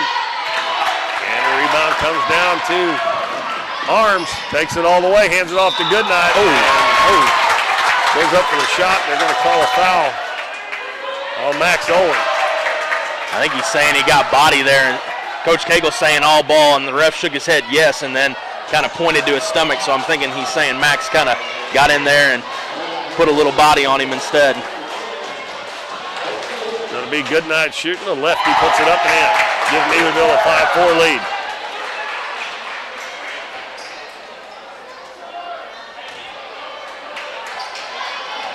Well, he got some colorful shoes on, doesn't he? Yeah. 6'4" Neelyville. A couple years ago, they wouldn't allow that in the NBA, but now they've changed those rules too. You used to have to match the color. And the Dons are cold from the three-point line. They're going to have to start trying to get it inside, kick it back out. Arms over on the left wing. Goodnight takes it to the baseline. Cut off by Bryant. Back out to Arms. Now to Muse at the volleyball line. He's guarded by Nolan Zerwalka. They give it back to Arms. Right side to Hale. Hale in the corner. Davis gives it to Muse. Zerwalka trying to shadow him everywhere he goes. He already has 4 of their 6 points. Dribbling around out at the volleyball line. We're under 4 minutes to go. And it looks like they're going to try to run some clock here. Arms dribbles in, kicks it out to Muse. He's open for three. No good. And the rebound is going to be tied up. And it belongs to the Dons. If you're guarding him, you better not leave him. I don't care who's driving to the basket. You better not help. Dons, in my opinion, caught a break there because that kid can flat shoot.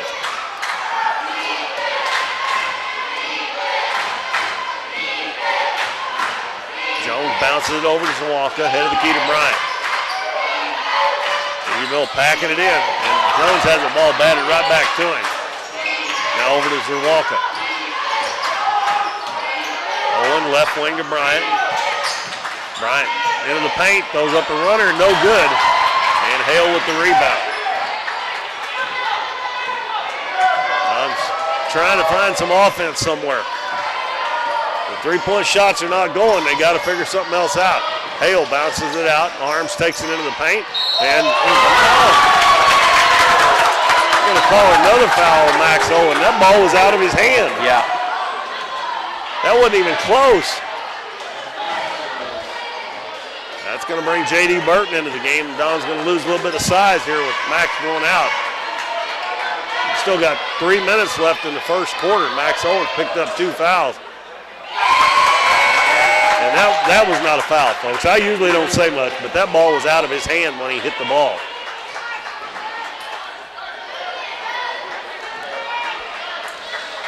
Free throw was good by Arms. Second one up, and it's no good. And an offensive rebound by Davis. And Barton got out hustled there. That's a cardinal sin to give up an offensive rebound on this free throw. Neelyville up 7-4. Arms out front, gives it left wing to Davis. In the corner to Goodnight, back to Arms. Hale dribbles one time, back out to Muse. Neelyville's going to try to keep this score really low. Yeah. And no one better stick with Muse everywhere he goes.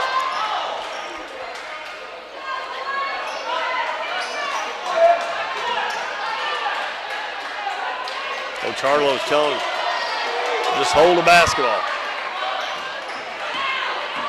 Davis is going to take it to the hole now, kicks it out. Goodnight fakes the shot. Down to the baseline, the ball knocked away from him. And another held ball, and it'll stay with Neelyville.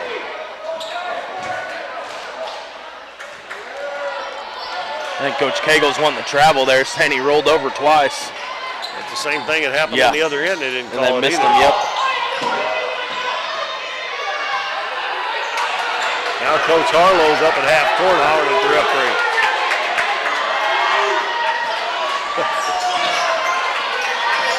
Hale goes behind the back, picked up by J.D. Burton. Burton takes it down, lays it up, it's good!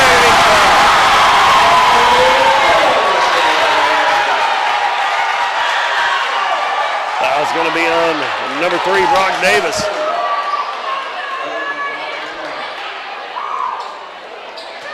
And J.D. Burton with a chance to tie the game.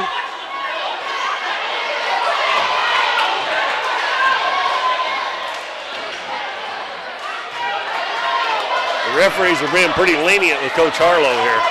Burton's free throw rims out. And Neelyville saves it before it goes out of bounds. Davis up ahead to Arms.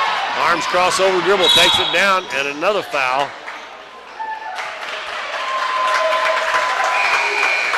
And we'll see. I think this one's probably on Tristan Bryant. Yep. It's the third team foul.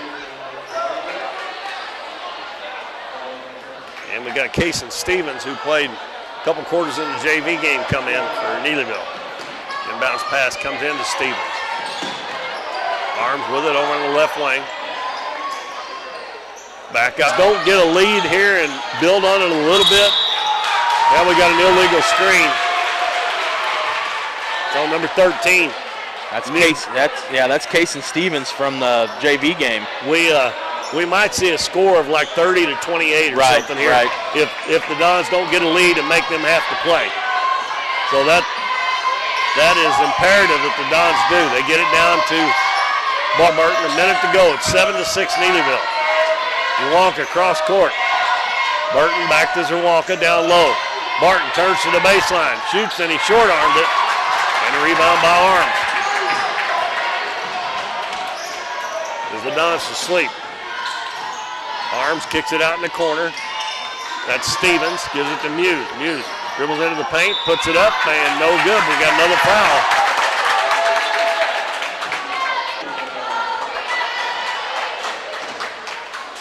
Muse makes the first one.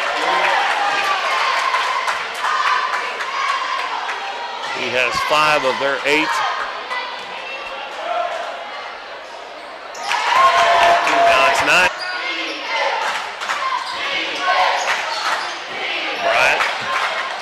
Bounces out front to J.D. Burton. Back to Bryant. Over to Zawonka. Back to Jones. Jones stops and pops. That's way off. And Neelyville is going to fire up a three-quarter court. No good. And Neelyville got just what they wanted that first quarter. They lead it. Serve hot lunches every day, including burgers that are made fresh and by hand every morning. If you're heading to the river or your favorite fishing spot, check out their large selection of fishing supplies.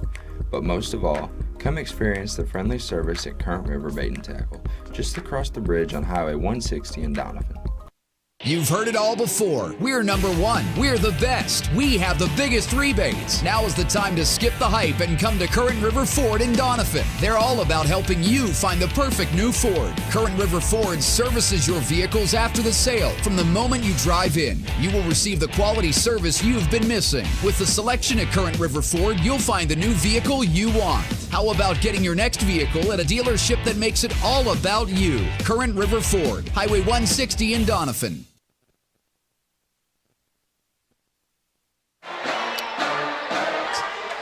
And if I remember right, the Dons played Neelyville in that Clarkson tournament, and Neelyville played them really tough because they slowed the ball down. And Emmett Jones, Ethan Jones, Max Owen back in there with 2 fouls. Tristan Bryant, Nolan Zawonka. Dons looking for a way to get it inside or get that ball. It's even hard to get it at the free throw line the way they're playing. They've got to hit some threes. There's Jones for one. That one is long. Hits up above the cable up above and turn it over. Neelyville with Arms, Hale, Davis, Muse, and Stevens. Arms holds play number 3. Gets a screen and he's going to be fouled. Oh, they're going to call an illegal screen on Davis.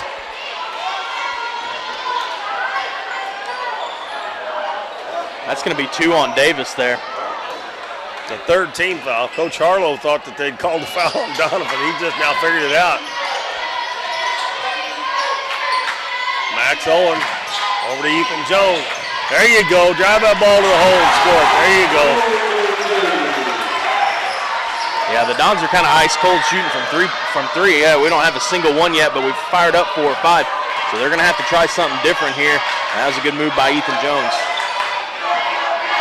Again, they're just dribbling the ball out at the volleyball line, trying to free up Muse somewhere. Hale with it. Back to Arms.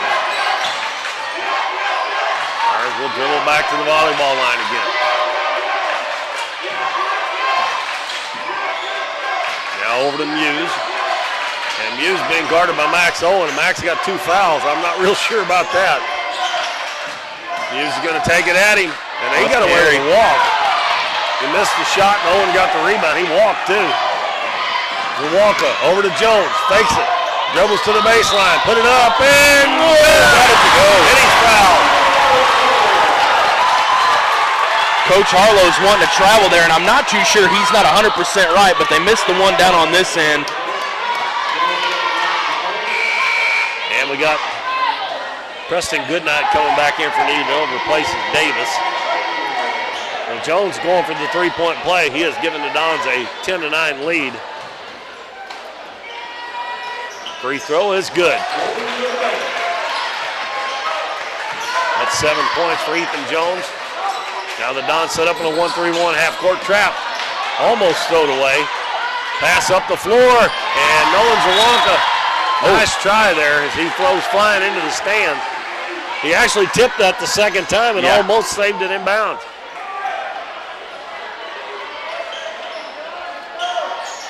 Inbounds pass to Muse. He gets open in the corner. Missed the 3. Max Owen with a rebound. Pass up the floor to Bryant. Bryant's going to drive in. And, no! He slid over in front of that. Oh, my gosh.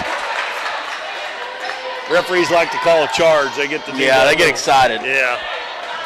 There's no way. He was going side to side there. Well, Bryant picks up his second foul, too. It's like that ending strikeout. Those umpires really get into those too. Yeah, big show right there. Put some pizzazz into it. That's right. Lob underneath. That's a push-off by Hale, and he got away with it. And he's going to get the ball back, but he missed the shot. Zawonka double-teamed in the corner. And a timeout called by Coach Cagle. The Dons have the lead, 11-9. They've scored the first 5 points in this quarter. And we'll keep it here. It's only a 30-second timeout. They were down 9-6, I believe, at the end of the first quarter. Is that what it was? It was 9-6, right? Okay, so they've scored the first 5 points, and they've got it by Ethan Jones taking the ball in the hole. It was 9-6, wasn't it? Yeah, but I've missed something here. 2, 4, 8, 9. Okay, that's right. All right, so Riley Cage's score isn't getting added in there. Let's do this.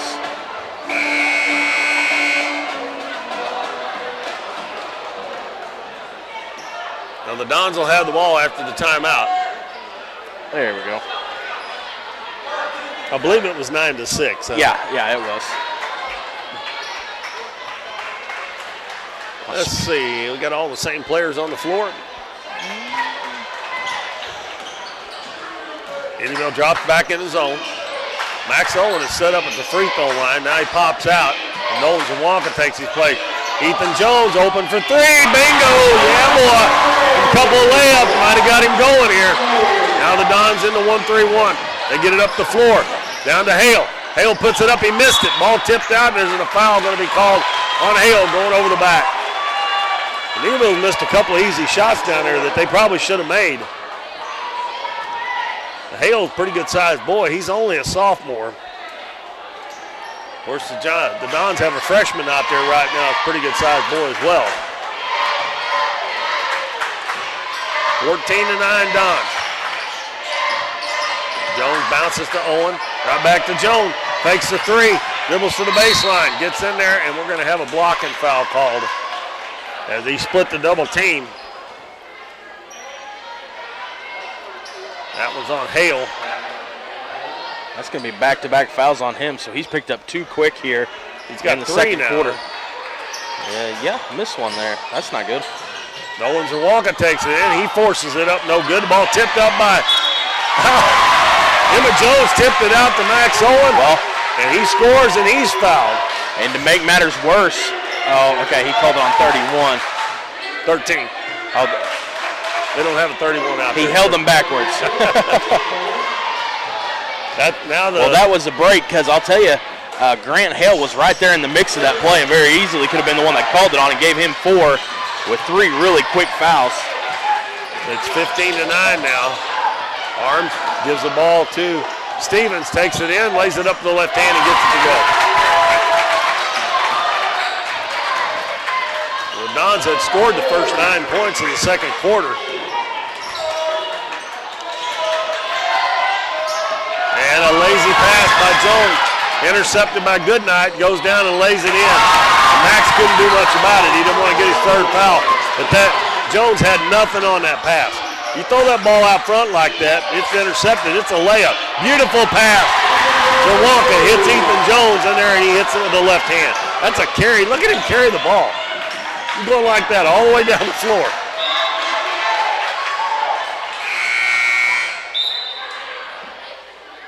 I remember that kid from Clearwater was doing that in the JV game the other night. Every time he dribbled, it was like this.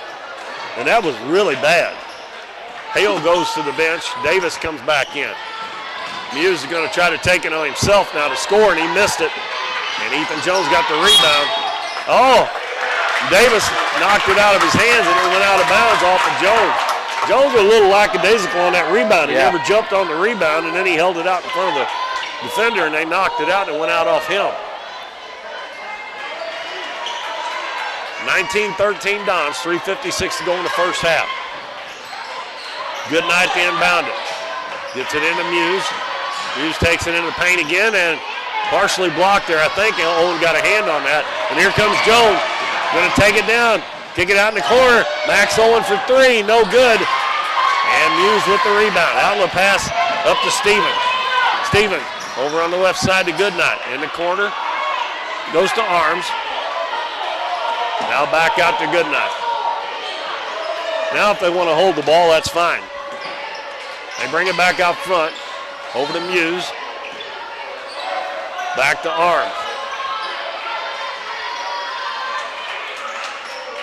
Right wing to Goodnight. Gives it in a corner, Muse. Now they swing around all the way back out to Davis near midcourt. Now to Muse, you got to guard him there. Ooh, that almost went in. Anyway, he comes across half court, you better get up on him. Tristan Bryant at the other end, takes it into the paint. His little floater, no good. Ball tipped out. Ethan Jones comes up with it. 15-foot jumper is short. Tristan Bryant with a rebound underneath. He goes up and he scores. And Neelyville calls a timeout with 2:41 to go in the first half. The Dons have 8-point lead, 21-13. We'll be back in 1 minute on Current River Broadcasting. I'm Russell French, and for value and friendly professional service, give us a call at 573-996-5001. Whether you're insuring your home, auto, farm, or business, give us a call at 573-996-5001. Or come by and see us right here in Doniphan at 1204 Walnut Street. Or visit us on the web at cmoinsurance.net. Hometown Pharmacy is your one-stop pharmacy for all of your medical needs. Our pharmacists provide shots for flu, pneumonia, and shingles all in this pharmacy with no appointment necessary. Refills can be requested online or through our app, and delivery is available if you live within the city limits. Transferring prescriptions is easy, so come by or give us a call, and our friendly staff will take care of everything. Come experience the difference a hometown pharmacy can make on LaRue Street in Doniphan.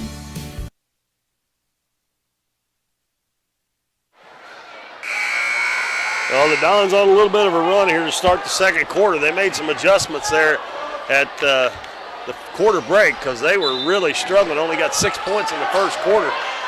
And they have outscored Neelyville 15-4 here in the second and have an 8-point lead. Davis on the right wing. They're trying to get that ball to Muse.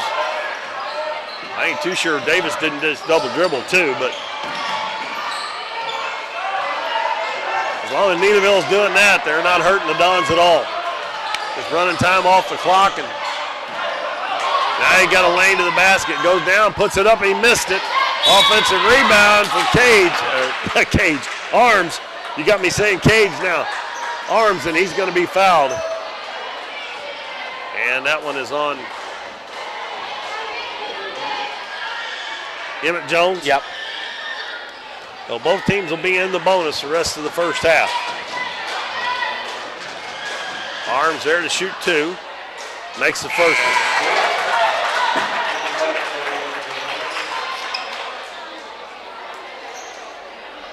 He has 2 points now. He's 2 for 3 from the free throw line.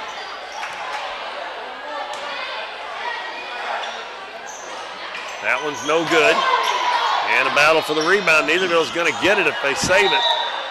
And it's going to go out of bounds. Last touch by Davis. Neelyville's pretty good on those missed free throws, getting around the Dons' inside rebounders. Neelyville 2-2-1. Dons break it easily. Get it up to Barton, who checked back in the game. Spins to the baseline. Nice move. Finger rolls and lays it in. Pass up the floor to Muse. He's double teamed. Oh! Tristan Bryant, that's his third, isn't it? Yeah. So that's going to bring Ben Killian into the ball game and J.D. Burton as well. As Bryant and Max Owens going to go out with 1:45 to go. He come back in, played pretty good while there, and didn't pick up his third. Yeah, it is a 1-on-1. You can probably count these 2 points. Muse is going to the free throw line. Yeah, he's already 2 of 2 from the free throw line. Yeah. He is a great shooter, that's for sure. I'd be interested to see what his season percentage is. I bet he don't miss many free throws. No, probably not. 23-16 Don. Neelyville back to the press. Don's got an easy layup. the last possession. And Walker tries to throw over the top of the big boy, and he don't do it. That's an offensive foul. And that is going to be J.D. Burton drawing the charge on Kason Stevens. That's Stevens' third foul.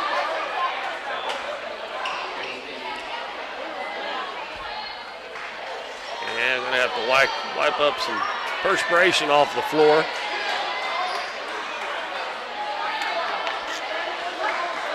Coach Harlow's going to get a technical before this all said and done. I think you're right, because he's out at half court right now.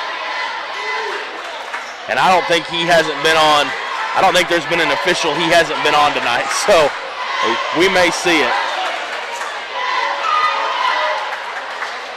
That'll be Don's ball. Walker don't need to try to throw that pass again. Well, they still got him in there with 3 fouls too. I wish they'd quit throwing that cross court. Lob down low. Barton catches. Gonna take it in, turn, shoot, and score. As he come back in there, he's had a little mean streak in his eye. 25-16 Don. Arms down into the paint, nice move. And there's gonna be a foul out on the floor.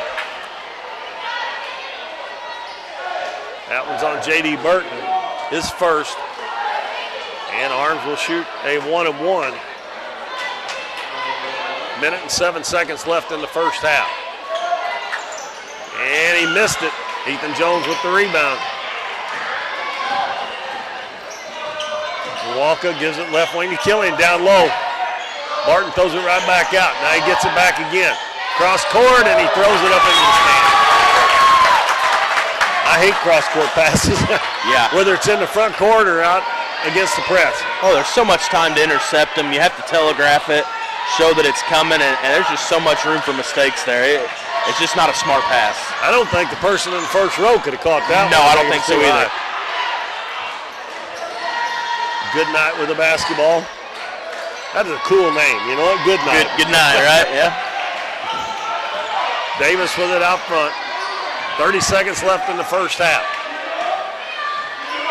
Let's see if they're going to hold it for one. Now, Don's probably not going to hate that if they do. They got a 9-point lead. I figure Muse will take the last shot here, don't you think? Well, I would think so. Burton's playing off of him quite a bit here in the corner right now. And another, that's going to be an illegal screen, I think. Oh, they call it on Barton? They did, wow. That looked like that was a 4th foul on Stevens. Wow. Well, that'll send Davis to the free throw line. He has not scored, hadn't attempted any free throws yet. And he missed it. He got his own rebound. In the lane, ball knocked away. The Dons are going to get it.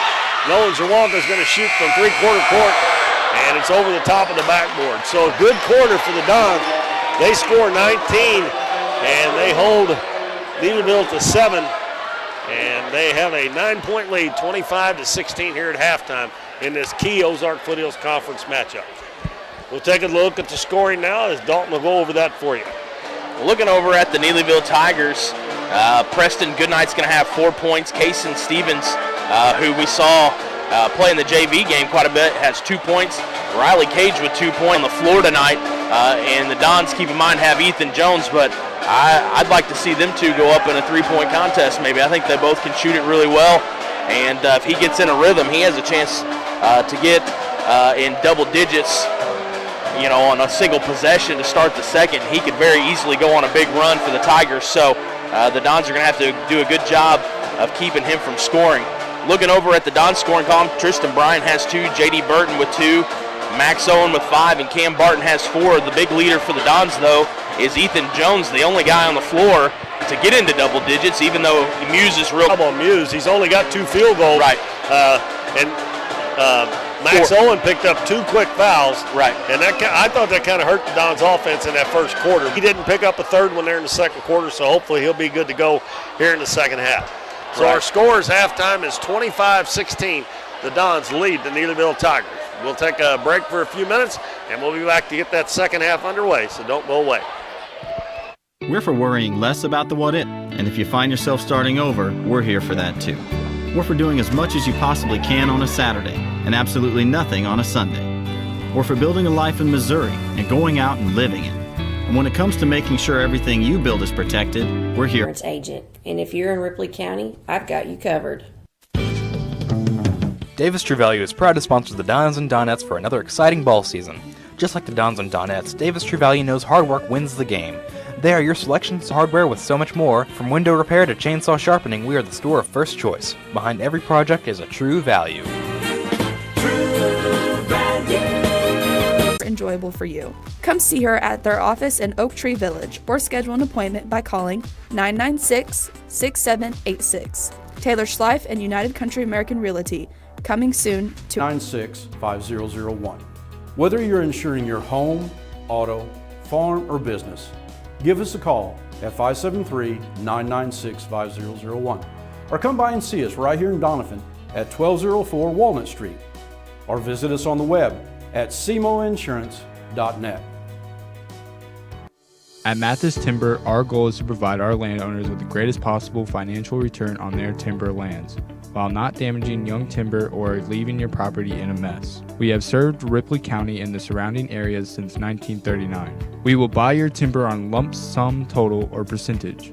We have several references upon request. Contact Craig Mathis at 573-429-0996 and see how Mathis Timber can assist you with all your timber harvesting needs.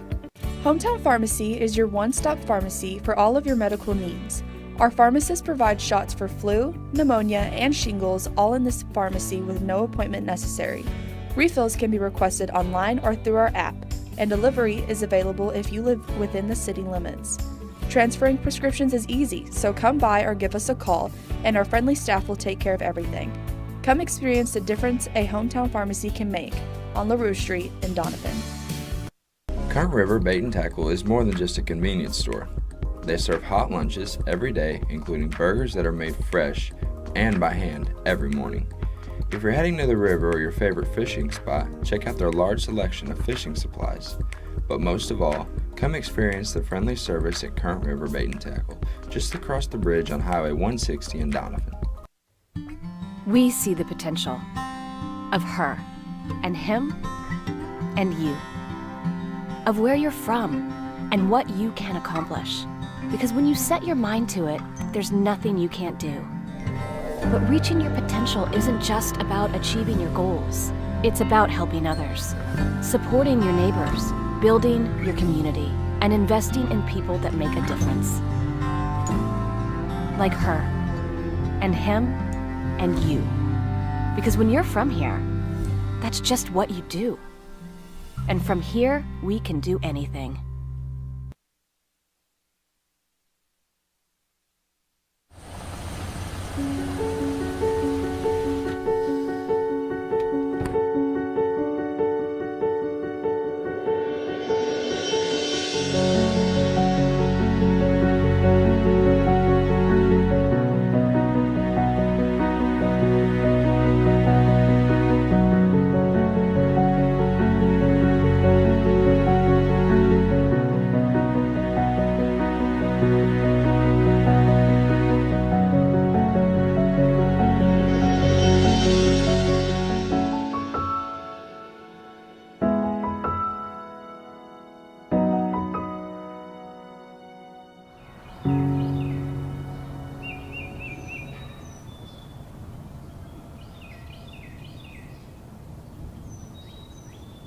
You've heard it all before. We're number one. We're the best. We have the biggest rebates. Now is the time to skip the hype and come to Current River Ford in Doniphan. They're all about helping you find the perfect new Ford. Current River Ford services your vehicles after the sale. From the moment you drive in, you will receive the quality service you've been missing. With the selection at Current River Ford, you'll find the new vehicle you want. How about getting your next vehicle at a dealership that makes it all about you? Current River Ford, Highway 160 in Doniphan.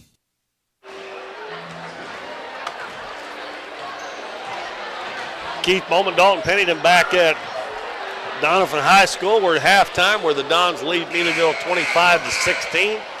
And Dalton Don's got a good second quarter there after falling behind early. Could not buy a bucket in that first quarter, but they kind of got it going a little bit in the second quarter. Right. They only picked up they only picked up 6 points in the first and then had 19 in the second. So a much different scoring output there, as well as they were kind of able to hold Neelyville to about the same. They gave up 9 in the first and then 7 in the second. So the Dons defense did about the same amount of work, but their offense tripled in the second quarter, like you said. So much, much better performance there in the second quarter for the Dons. Well, the Dons defense was pretty good, but Neelyville only scoring that many points. A lot of that was their fault because they were holding the ball out there. Right. Well, and also they missed several easy looks. They'd get it down low inside, and they would probably be, 6 or 7 footers, but, you got to get those short ones to go. And they weren't really able to complete those. They actually had a couple of, they weren't breakaways, but they were close to being breakaways. Right. And they missed the layup, which that was the only time they tried to do any running at all, is when they stole a pass and had, like a one-on-one, or maybe they were a little bit ahead of the one-on-one. Right. But they weren't able to make them. So, if you do that, you live by that and you die by it. So. Right. Also, while we're here, I hope this is okay, Matt. Just wanted to announce we did just get a call about 10 minutes ago from Doniphan R1. So if you're a parent of Doniphan R1, school will not be in session tomorrow. According to the superintendent, he's looked at several different forecasts, and they're kind of all over the place. And those decisions, I'm sure there'll be a lot of people upset at his decision to cancel, but if something were to happen, there'd be even more upset, and then he's got to live with that too. So I'm sure he's doing what he thinks is right by canceling school, as well as it looks like I noticed on a news page that I follow for local area news, it looks like we're not going to be the only ones in session. There's several that are going to be missing as well tomorrow. So Doniphan R1 not in session February 2nd. All right, we're about ready to get the second half underway. We'll see how this goes. The Dons with a 9-point lead, 25-16. And at the start, I was beginning, it was looking like if the Dons, and I said this, if the Dons didn't get a lead, the score may be 30-28 or something like that. Well, the Dons are 5 points away from 30 right now. And the way Neelyville's going, they might not get over 30, though. It just depends. They're going to have to open it up a little bit more here in the second half, right? Being down by 9. They're not going to be able to hold that ball as much and take as long to get a shot off, because if they do, they'd have to hold the Dons scoreless to have a chance to win this game, and I don't think that's going to happen. Barton come in there and got going a little bit. Ethan Jones got going. Max got going. So we'll see here. Neelyville has Arms, Goodnight, Davis, Muse, and Hale out there. And they are trying to get that ball to Ethan Muse. And they're running a motion offense. Muse has got it on the right side. And I tell you what, he doesn't force many shots either. He kind of lets it come to him, which I'm not too sure they don't need him to force a few. Hale cross court to Davis. Davis takes it to the baseline, gets his man in the air and banks it in. Nice move there by Brock Davis. Now Jones tries to answer at the other end. He missed it. And the rebound comes down to Hale. Oh, I'd like to see him hit that first shot. Arms gets a screen. He gives it over to Goodnight. Right back to Muse. Muse takes it in. Little floater up. No good. No one's walking with a rebound. No one comes out of there with it. Over to Jones. Jones is going to dribble to the baseline, up and under, and he lays it in. Ethan's done more driving to the basket here in the last quarter and the first part of this one, basically, than he has all year. But maybe he decided, I'm not hitting the threes. I'm going to have to do something else. Has he hit 1 3? He's hit 1, right? Yeah, did that in the second. He got 1. Yeah, and then the rest of them, like you said, he's normally shot 2 or 3 times as many that he has already. So I'm kind of like you. Maybe he's just going to try to find an opening and take it to the hole. Arms takes it to the basket, missed it, got his own rebound, he put it up and in. Which is probably a good thing for Ethan, because there's probably not a team in the OFC that doesn't know he's probably the Dons' go-to three-point shooter. He's going to try another one. This one's off the back of the rim, and Max Owen gets the rebound. He missed it. Ball loose on the floor, and Barton should have got on that before he got rid of that. Here comes Arms, and knocked away. Ethan Jones is going to be called for that foul. That referee staring him down. He didn't do anything except run to the other end. Yeah, I don't know, boy. I tell you what, these refs. Well, I've always, and I don't want to say too much, but the refs shouldn't be noticed at a ball game in any shape, form, or fashion. They're there to do a job. And he was standing right out in the middle of the floor, nobody around staring him down. Yeah, and Ethan's walking away trying to give somebody the basketball. I don't like that. Yeah, he was trying to find the referee to give the ball to. Now, if he says something to you, by all means, tee him up. He deserves it. But, if you're looking for him to say something, you're not pushing the buttons of a 17-year-old kid. I just don't like that. Well, Neelyville turns it over. Dons get it back. Neelyville still in that zone. And Tristan Bryant's going to put a three up. That is a rare. You don't see that very often. In my opinion, he probably ought to shoot a little bit more than he does. Yeah, I agree with that. But he's definitely a point guard first. There's no doubt about that. Right. Muse is going to take it into the paint. Kicks it out. Arms fakes the three, goes behind the back, kicks it out to Goodnight. Now to Muse. Max Owen guarding him now. By the way, Emmett Jones checked into the game just a minute ago. Didn't get that. Came in for Barton. 30-20. We're already down to 4:55 left in the third quarter. Muse down low. Hale turns, gets his man in the air, but he missed it. And Ethan Jones gets the rebound. Don's got a 5-on-4. Nolan takes it all the way, lays it up and in. And Coach Harlow wants a timeout. And he about broke his clipboard there. 32-20. And we'll take a 30-second break, and we'll be right back. The housing market is hot and interest rates are still low, making it a great time to sell your house or look for your new home. Either way, Taylor Schleif with United Country American Realty in Doniphan is there for you. Check out her listings online and be assured that Taylor will be with you every step of the way, making the process easier and more enjoyable for you. Come see her at their office in Oak Tree Village or schedule an appointment by calling 996-6786. Taylor Schleif and United Country American Realty, coming soon to it. They let Nolans or Walker just dribble right down the lane, but now they were 5-on-4, and the guy that was back may have been the one that was guarding him. I don't know, but he had Neelyville had a player down underneath the Don's basket, and he couldn't get back. And Nolans or Walker knocks the ball out of bounds.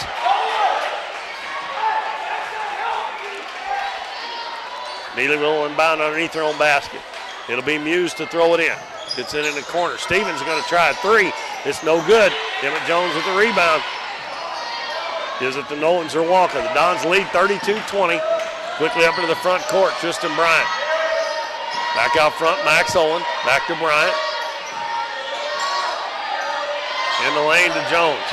That's Ethan Jones. Turns, shoots, and he wasn't squared up. Pass up the floor. Muse going down. He lays it up. No good. Good defense by Nolans or Walker. Pass up the floor. Jones going to lay it in. Good idea. Yeah, I think he kind of got out of step. Stutter stepped, yep, I agree. Don's up by 14. Coach Harlow wanted a foul there, but it didn't look like to me. It looked like Nolan tried to run out of the way, just run alongside of him. And a lot of times that'll mess him up. And he walked right there twice. They haven't called hardly any walks tonight, no. Davis baseline jumper's good. It's a good look. He's made a couple here this half. I don't think he even shot anything besides free throws in the first half. Yeah, he shot one free throw in the first half, and he's got 4 points here in the third quarter already. 34-22 Dons. 3:15 to go third quarter. So Walker over to Ethan Jones. Now to Bryant on the left wing. In the corner, Max Owen. Wide open three. That's his spot, and it's good. He likes that corner baseline three-pointer. Pass up the floor to Muse. Fakes the three. Gets Owen in the air. His little floater, too long. And Owen's got the rebound. Don's got a 3-on-1. They head to Bryant. Bryant goes to the right side, lays it up, no good. And Ethan Jones rebounds, missed it, got it back and put it in. I think Bryant should have shot that on the left side. I think so too, yeah. It worked out all right. Don's got it. 39-22. They start to open up the game. Ethan now with 18 points. And a nice doing a play great there job by scoring. Arms. Little pump fake, and he got the bucket to go.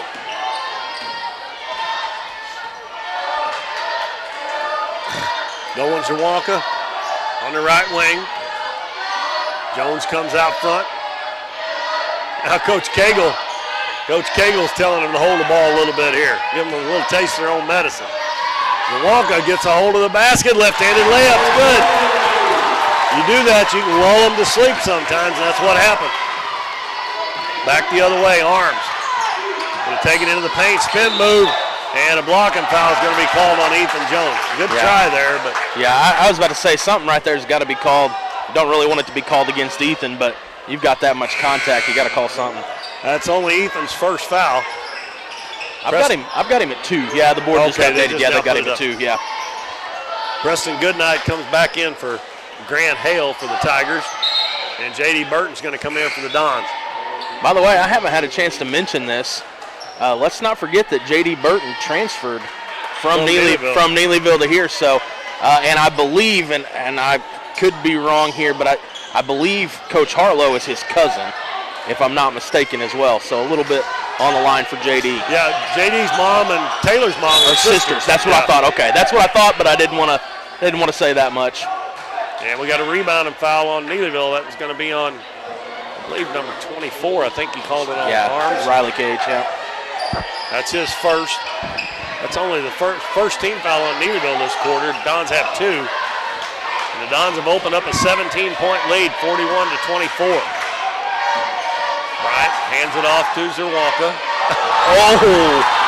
He's got to score here. He does that every once in a while. That'll work. Beautiful pass by Zawonka into Tristan Bryant.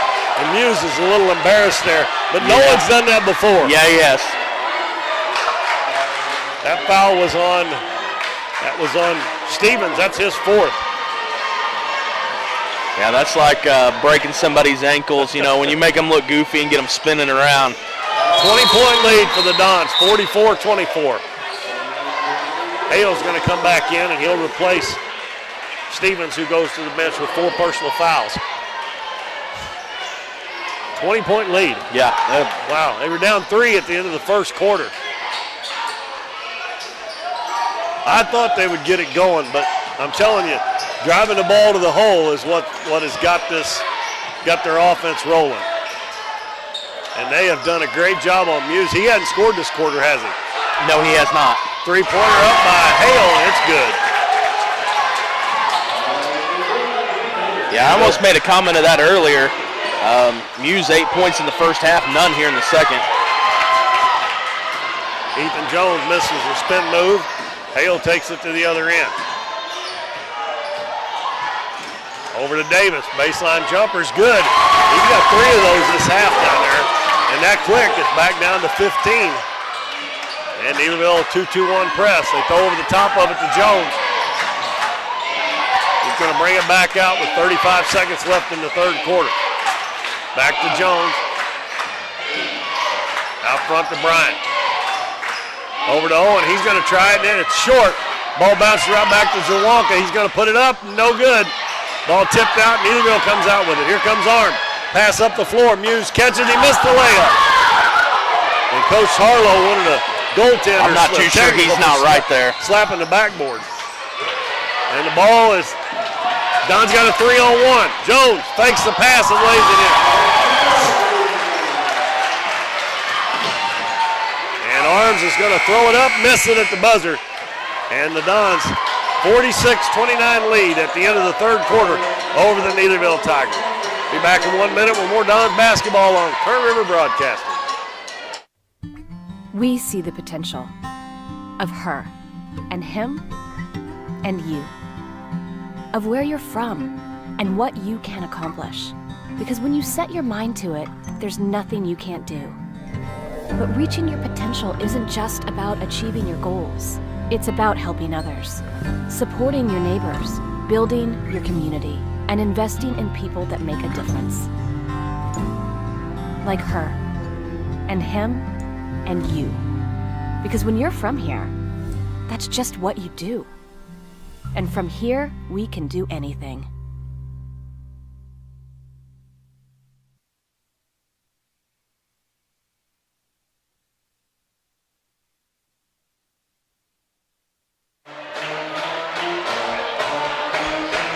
Dons have a 17-point lead as we start the fourth quarter, 46-29. And I believe the Dons got 21 points that quarter. I believe they had 25 at the half. And Neelyville got 13. I believe it was 25-16. It'll be Dons' ball. Got Zerwanka, Bryant, Owen, Burton, and Ethan Jones. Max Owen with the basketball. Head of the key to Jones. Jones drives in, kicks it out to Bryant. Almost lost it, but he picked it up. Gonna take it in, little floater's good. That shot works for Tristan. That's 10 points now. And we got a foul in the back court. I think it's gonna be an offensive foul. They're gonna call that against Riley Gage. I didn't see what happened there. Well, Burton must have stole it and shot it because he's shooting 2 free throws. Okay. I was looking at the score there, see how many points Bryant had, who has 10 now. And J.D. Burton must have snuck back and intercepted the inbounds pass right underneath the basket. He misses the first free throw. Arms goes to the bench, and Kai Wolfram, who played in the JV game in the ballgame.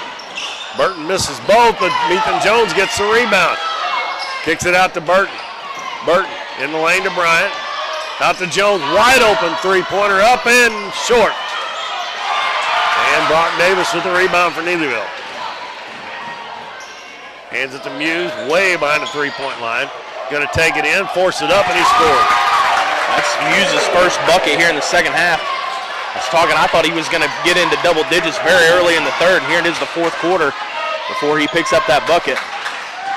Dons get it up the floor. Tristan Bryant into the paint, kicks it out to Jones. He's open again. This one's good. Three-pointer for Jones. Back to 20-point lead, 51-31. 6 minutes and 50 seconds left in our ball game. Muse is trying to take it on himself there. Blocked by Matt Owens. Pass ahead to Bryant. Hands it to Zerwanka. Lays it up, missed it. Bryant with the rebound. He's going to get his man in the air, lays it up and in. He finger rolled out with some English. And Coach Harlow calls another timeout. Remind me, I've got something to say. We're going to keep it here. Go ahead. That should have never happened like that. The Dons had 2 guys down here, and we had 3 standing at half court. It's a 2-on-5 situation. We don't have anybody coming to crash the boards. I realize we're up, but you can't stop playing. You know what I mean? And I don't like that.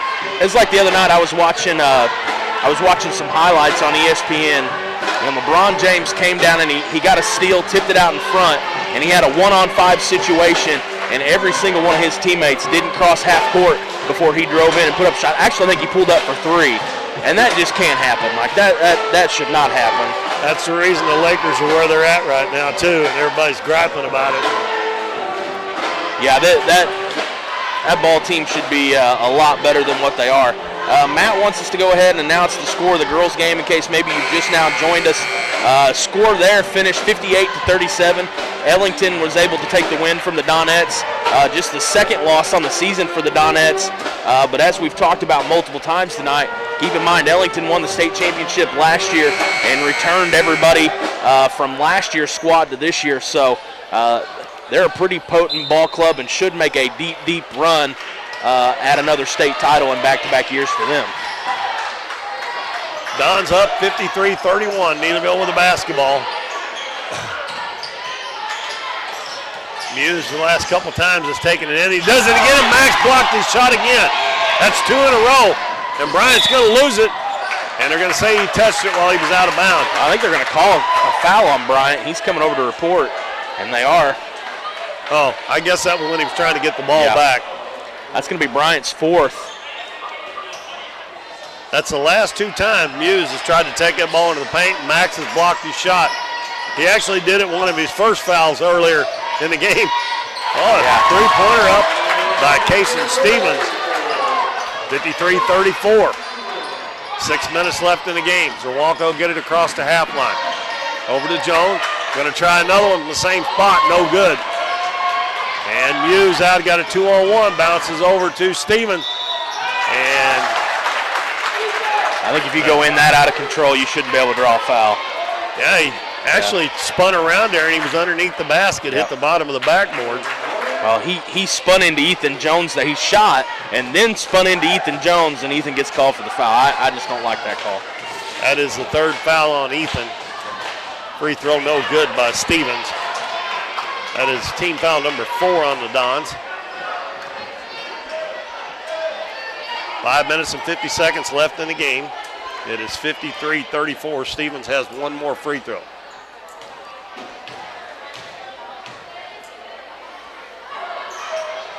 And he gets that one to go. It's an 18-point lead. Neelyville applies some full court pressure. And J.D. Burton's going to be forced to call a timeout as Neelyville, the Dons couldn't get anybody open against that defense.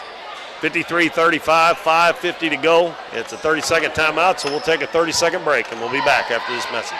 We're for road trips. We're for hitting up Arthur Bryant's for lunch and making it to Lambert's for dinner. We're for drop tops, T-tops, classics, cruisers, steel horses, and real horses. Have you ever hit a deer? Yep, we're for you too. We're for getting stuck in traffic and 6-lane freeways that aren't so free. We're for Missouri license plates. No, medals of pride. Like us, no two roads are alike, but we're all connected. We are Missouri Farm Bureau Insurance, and if you're a Missouri driver, we're for you. I am Doug Green, your Missouri Farm Bureau Insurance agent, and if you're in Ripley County, I've got you covered.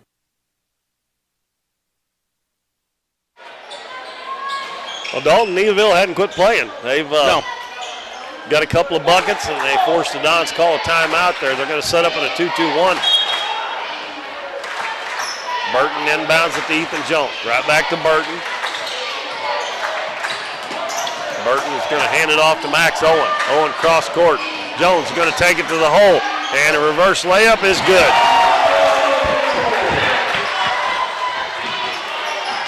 Arms quickly into the front court. See him carrying that basketball? He takes it in the lane. Shot no good. Ball tipped, and it's going to go out of bounds. And the last touch, J.D. Burton while he was up in the air, I think. I'm not picking on Arms because a lot of them do it, and they don't hardly ever call it. I mean, Muse gets open for 3, and he still is not. A baseball pass up the floor to Bryant. Bryant behind the pack, lays it in. Nice baseball pass from J.D. Burton. He plays on your baseball team. Oh, yeah. He's probably going to be my number 1 pitcher this year. And a 3 from the corner, no good. Hale with it. And rebounded by J.D. Burton. Pass up the floor to Jones. Jones takes it into the paint, kicks it out in the corner. Max Owen over to Burton as the Dons working around the perimeter. Now back out to Zerwalker with 4:50 left in the game. Dons up 57-35. Zerwalker down the lane. He lays up the shot, no good. Brock Davis back the other way. And Burton comes off his man and knocks it out of bounds. I'd like to see Nolan put up a couple more points here because really the 2 big leading scorers right now are Ethan with 25, Tristan Bryant with 14, and if Nolan could chip in a couple here and kind of be led the way by our seniors, and that'd be a good send-off for them. So I'd like to see him get a couple more buckets. He's got several assists, though. Yes, he does, and a couple good plays, highlight plays to his credit. And, that time Max got him on the arm, I think, that time. Trying to get the 3rd block in a row on Ethan Muse, but that time he's whistled for the foul. And Max has played all that time since the first quarter with 2 fouls, so that's his 3rd. And team foul number 5, and Muse will shoot a couple free throws. And the Dons have held him to 10 points, and 4 of those have come from the free throw line. And he has not missed a free throw. He's 5 out of 5 now. He'll probably get, 15, 16 points before the night's over. You can shoot free throws like that. You can add it up in a hurry. Well, we jinxed him on one. Ethan Jones with the rebound. And again, Tristan Bryant behind the defense, lets the defense fly by, and he lays it in. That's 16 for Tristan now. That may be his season high. I would agree with that. Hale dribbles down. He's going to put up the little runner. No good. And Bryant with the rebound. He hits Wonka in the middle of the floor. Nolan, little hesitation, goes down, lays it up, and he missed it. That's a couple of them he's got in there on, but he hadn't been able to finish them. And Max Owen's going to deflect it out of bounds. 59-36 with 3:53 left. Muse is going to take it into the paint again. Forces a shot up. Good defense by Owen. He got the rebound as well. Here comes Nolan. Over to Jones. Fakes the shot. Gets inside. Has it knocked away. Gets it back, and he puts it off the glass and in. Got 27 for Ethan Jones and 16 for Tristan Bryant. 2 of the 3 seniors on senior night here leading the Dons in scoring.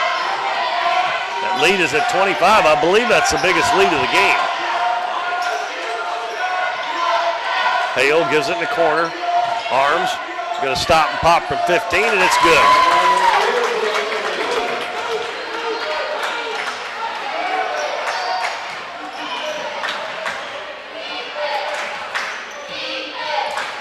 Trying to find. Arms has got 8 points.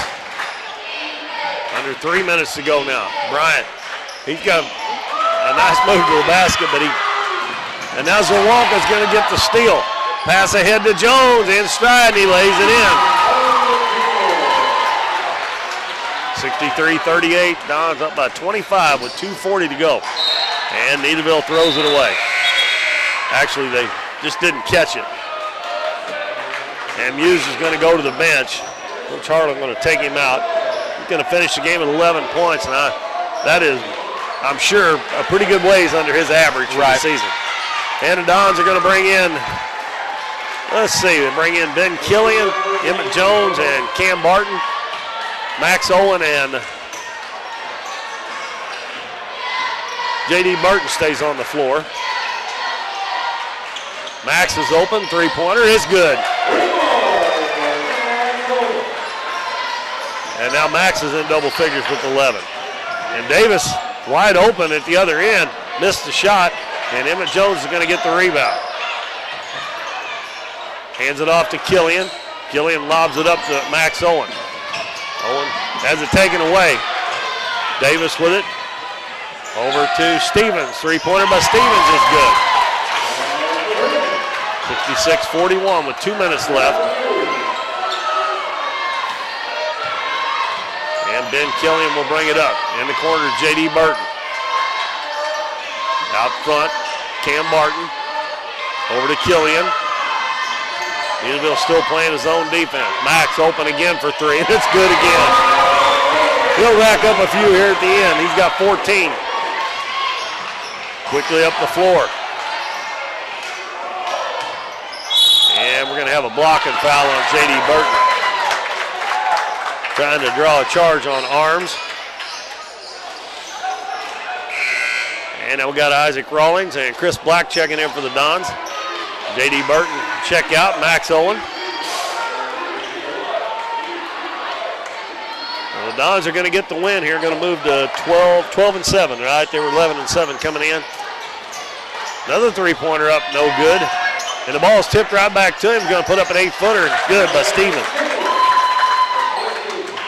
That gives Stevens 11 points in the game. He's got 9 here in the fourth. Barton's going to take it into the paint, turns, kicks it out to Jones. Over to Chris Black, now to Killian on the left wing as the clock ticks down to 1:05. Now to Jones in the corner. Back out front, Rawlings, over to Barton. In the lane, Killian kicks it out in the corner. Chris Black for 3. A little too long. And Davis hits the other end. He's going to spin, turn around and shoot, and no good. And Rawlings picks it up off the floor for the Dons with 40 seconds left. And Coach Cagle is going to call a timeout. He's going to get his 3 seniors back in there to finish out the game.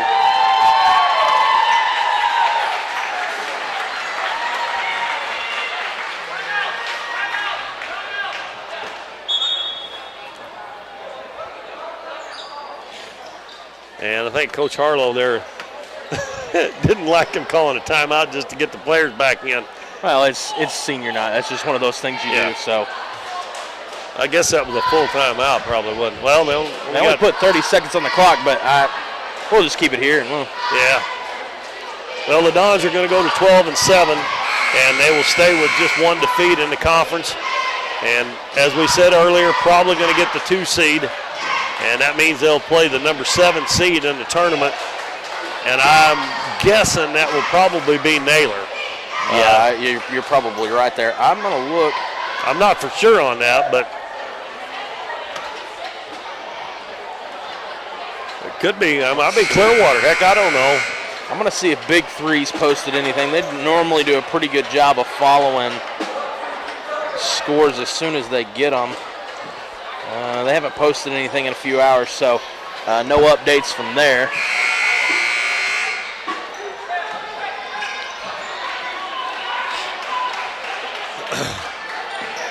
Don's inbound it with 38 seconds to go. Jones is going to fire up another 3. It's no good. And Hale gets the rebound for Neelyville. 30 seconds to go. Doing some behind the back, and he actually run right into Nolan Zawalka, and Zawalka commits the foul. Well, Ethan was really wanting that 3 to go down. I wonder. He's trying to get 32. Is there, what's his season high, you think? Surely it's more than 32. Surely he's had a couple games. I would think so. I would think he's had some over 30, but I'm not positive. Yeah. Hale at the free throw line for Neelyville.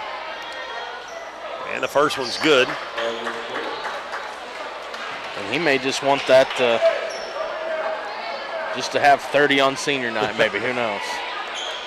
That is 3 points for Grant Hale. Or is that 4? I was thinking he hit a 3 earlier. He did, and I didn't put that over here, so 4 for him. That one's off. Oh, his ball tipped up and in there by, that was Kai Wolfram who checked in during that last timeout. And they're trying to get Jones a basket here for some reason. Boy, he got hammered right there. And he throws it away. Wolfram heads to the other end, hands it back, and Stevens off the glass and in. And that is going to do it. And we got to travel on Cam Barton. I guess he thought the clock had run out. Well, Neelyville's going to have it with a second and a half left. And the ball inbounds, and a three-pointer up in the corner, no good. So our final score is Doniphan 69, and the Neelyville Tigers 48. The Dons go to 12-7. A good night here on senior night. Both teams got the win, and the 3 seniors go out on a good note on their last home game. So our final score is 69-48. We're going to take a 1-minute break, and we'll be back to give you the final scoring and wrap things up here on the last home game of the season for the boys. All right, looking over at the Neelyville. Hey, we're going to take a minute break. Oh, you were going to take a break? Okay. Yeah. I was trying to get a hold of Coach Cagle, but anyway, take a minute break, and we'll be right back. You've heard it all before. We're number 1. We're the best. We have the biggest rebates. Now is the time to skip the hype and come to Current River Ford in Doniphan. They're all about helping you find the perfect new Ford. Current River Ford services your vehicles after the sale. From the moment you drive in, you will receive the quality service you've been missing. With the selection at Current River Ford, you'll find the new vehicle you want. How about getting your next vehicle at a dealership that makes it all about you? Current River Ford, Highway 160 in Doniphan. Hometown Pharmacy is your one-stop pharmacy for all of your medical needs. Our pharmacists provide shots for flu, pneumonia, and shingles all in this pharmacy with no appointment necessary. Refills can be requested online or through our app, and delivery is available if you live within the city limits. Transferring prescriptions is easy, so come by or give us a call, and our friendly staff will take care of everything. Come experience the difference a hometown pharmacy can make on LaRue Street in Doniphan.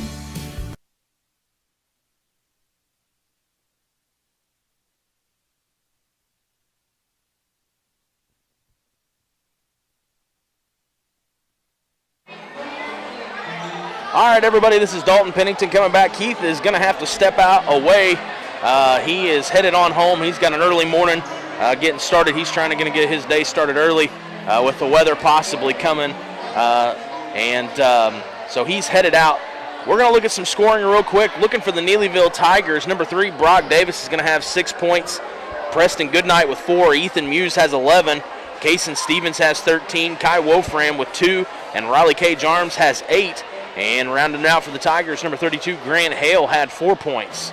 Looking over the Dons, the seniors had big nights in the scoring column. Ethan Jones is going to lead the way. He's got 29 points. And Tristan Bryant, who normally kind of fills in at that true point guard role, is actually going to have a big night with 16 points. J.D. Burton gets 2. Nolan Zerwalka with 4. But Nolan, I made a comment about him. I wish he would get in the scoring column a little bit more. But Nolan, like Keith said, had a ton of assists. Had a couple plays, highlight reel quality plays where he was able to get the ball to the guys down low and let them make some plays. And so while Nolan didn't get in the scoring column as much, he had a great night on the floor all the way around. Max Owen has 14, Cam Barton with 4, and that's how the Dons are going to come away with a 69-48 win. Fortunate Coach Cagle looks like he's already headed up this way. I'm going to let him get the headset on, and then we'll go ahead and talk to him. We do, just a reminder, no school tomorrow for Doniphan R1. Coach, can you hear me? Yeah, I can hear you. Yeah. I'm out of breath. But by the way, I don't know if you got the memo. You know, no school tomorrow. Did you get that? They told me at halftime. I jumped up and down. Yeah, there you go. Speaking of tomorrow, got the seed meeting coming up, right? Yeah, seed meetings tomorrow. So what time is that going to go down? It's at 11 o'clock in Poplar Bluff. So 11 o'clock, okay. East Carter and Greenville played tonight, correct? Yeah, I haven't seen any scores. I haven't either. We've been looking. If that plays out, East Carter wins that. They're probably the one. They will be the one. Even if they lose, you think they'll be the one? Because Keith and I kicked around I think some when they scenarios. lose, they will be. I think they would, but it would be a 3-way tie for first if Greenville beats East Carter. Right. East Carter wins, they're first, we're second, Greenville's third. Right, so we're going to get 2 in the conference, but I didn't even really think about that aspect. If Greenville does upset East Carter, you're going to get a share then in the regular season conference title. I didn't even think about it that way. We would be regular season conference co-champs. Yeah, co-champs, okay. So a lot on the line for that East Carter-Greenville game because you were probably going to get, as long as you beat Neelyville tonight, you were probably going to wind up with a 2 no matter how that game played out, I feel like, don't you? Yeah, that's right. Yeah, okay. It was senior night here tonight. Tristan finished up with 16 points. That's not normally a role he has. He normally facilitates quite a bit, but he found himself in the paint wide open several times, was outrunning the defense just about every time, and he picked up several, probably 10 or 12 on fast break layups. Finishes the night with 16. Good night for him. Ethan, 29 points, another great night. Nolan, not as much scoring. But Nolan's Nolan. He does his thing. Right, and he picked up numerous assists, and he had 2 kind of highlight reel plays. He fed Ethan down low on the block, and then he had the play where he got the Muse kid to spin around. He makes plays. Lost. That's what he does. Right. He makes plays. He ignites runs. Right. That's what Nolan does. Tristan's been a lot more aggressive scoring the basketball in practice lately, too, so I've been waiting for that to translate to games. And he's also a great shooter in practice. It just I think it's confidence in games, but we told him at halftime they're leaving you open. If you're open, shoot the ball, and he hit one in the third quarter, and it was a big 3. Right. Put us up 10, I believe, when it was the game was staying around 7 or 8, 9, and he hit that 3, put us up double digits, and we just we ran from there. I thought we played a really, really good second half offensively. I thought we played a good I thought we played offensively really good in the second half. I thought we played good defensively the whole game. Yeah, I'd agree with that. Very good performance. Let's see. I did have a couple other questions. We've got a co-host up here with us, and I think she's ready to go. Coach, your seniors, last home game for them. The 3, you're going to miss them. You got anything you want to say about them, to them? I know you've probably had that conversation with them already, or maybe headed to the locker room to have that, but do you have anything you want to get on record here to say to them as their last home game? I've had those 3 kids since they were in 7th grade, so I was their 7th grade coach, 8th grade coach, and then when I took over the high school job, they came with me from 8th grade to 9th grade, so I've been the head coach of those kids since they were in 7th grade, so I've spent a lot of time with them. I'm just proud more than anything of their maturity. They're great basketball players. They've always been great basketball players, but I'm proud of the young men that they're becoming. They've really matured a lot in the last 2 or 3 years, and this year they're all beginning to be really good leaders on and off the court. And so I'm just proud of the young men that they're becoming. They're great kids, great kids. Okay, Coach, so looking up, next game is going to be Saturday, and we will know exactly how that's going to shake out come seed meeting tomorrow. Matt normally posts that on Current River Broadcasting, so we'll get a look at those brackets probably just as soon as you guys get them. So next opponent is going to be Saturday, and then looking after that, you're going to be OFC all next week, hopefully playing on Friday night for a championship. And then what's up after that? We've got the following week, so a weekend and a week. So I always take it 1 week at a time, so I know my schedule this week, and then I know that after OFC tournament, we're supposed to reschedule the game versus East Prairie, and we've got Alton and Sykeston also. So we've got a really tough schedule after OFC tournament going into districts, that's what we want. We want a tough schedule going into districts. So what about the Kennett game on Thursday night? I believe if it's postponed, it's going to be rescheduled. I think he said February 21st. He messaged me today, but I'm not for sure on that. Okay, and that's probably looking like that is going to get canceled if all this weather comes through like it's supposed to. So it looks like Saturday, hopefully, Keith and I talked. We had snow issues last year with the OFC when it was being held at East Carter. It seems like every night we'd get a little bit of snow and they'd clear the parking lot off, and then we'd get more that night as well. So we'll keep you updated on everything that's going on OFC-wise. Good luck at the seed meeting tomorrow, and congratulations on a good win on senior night. Thank you, Dalton. Yep, have a good one. All right, everybody. Once again, the Dons were able to take a 69-48 win over the Neelyville Tigers. This was senior night, and good send-off, a good showing for our three seniors. We want to tell them congratulations. Those seniors are Tristan Bryant, Ethan Jones, and Nolan Zerwanka. We want to tell those three thank you very much for being Doniphan Dons, and thank you for being good examples on and off the floor. We appreciate what you guys have done for us.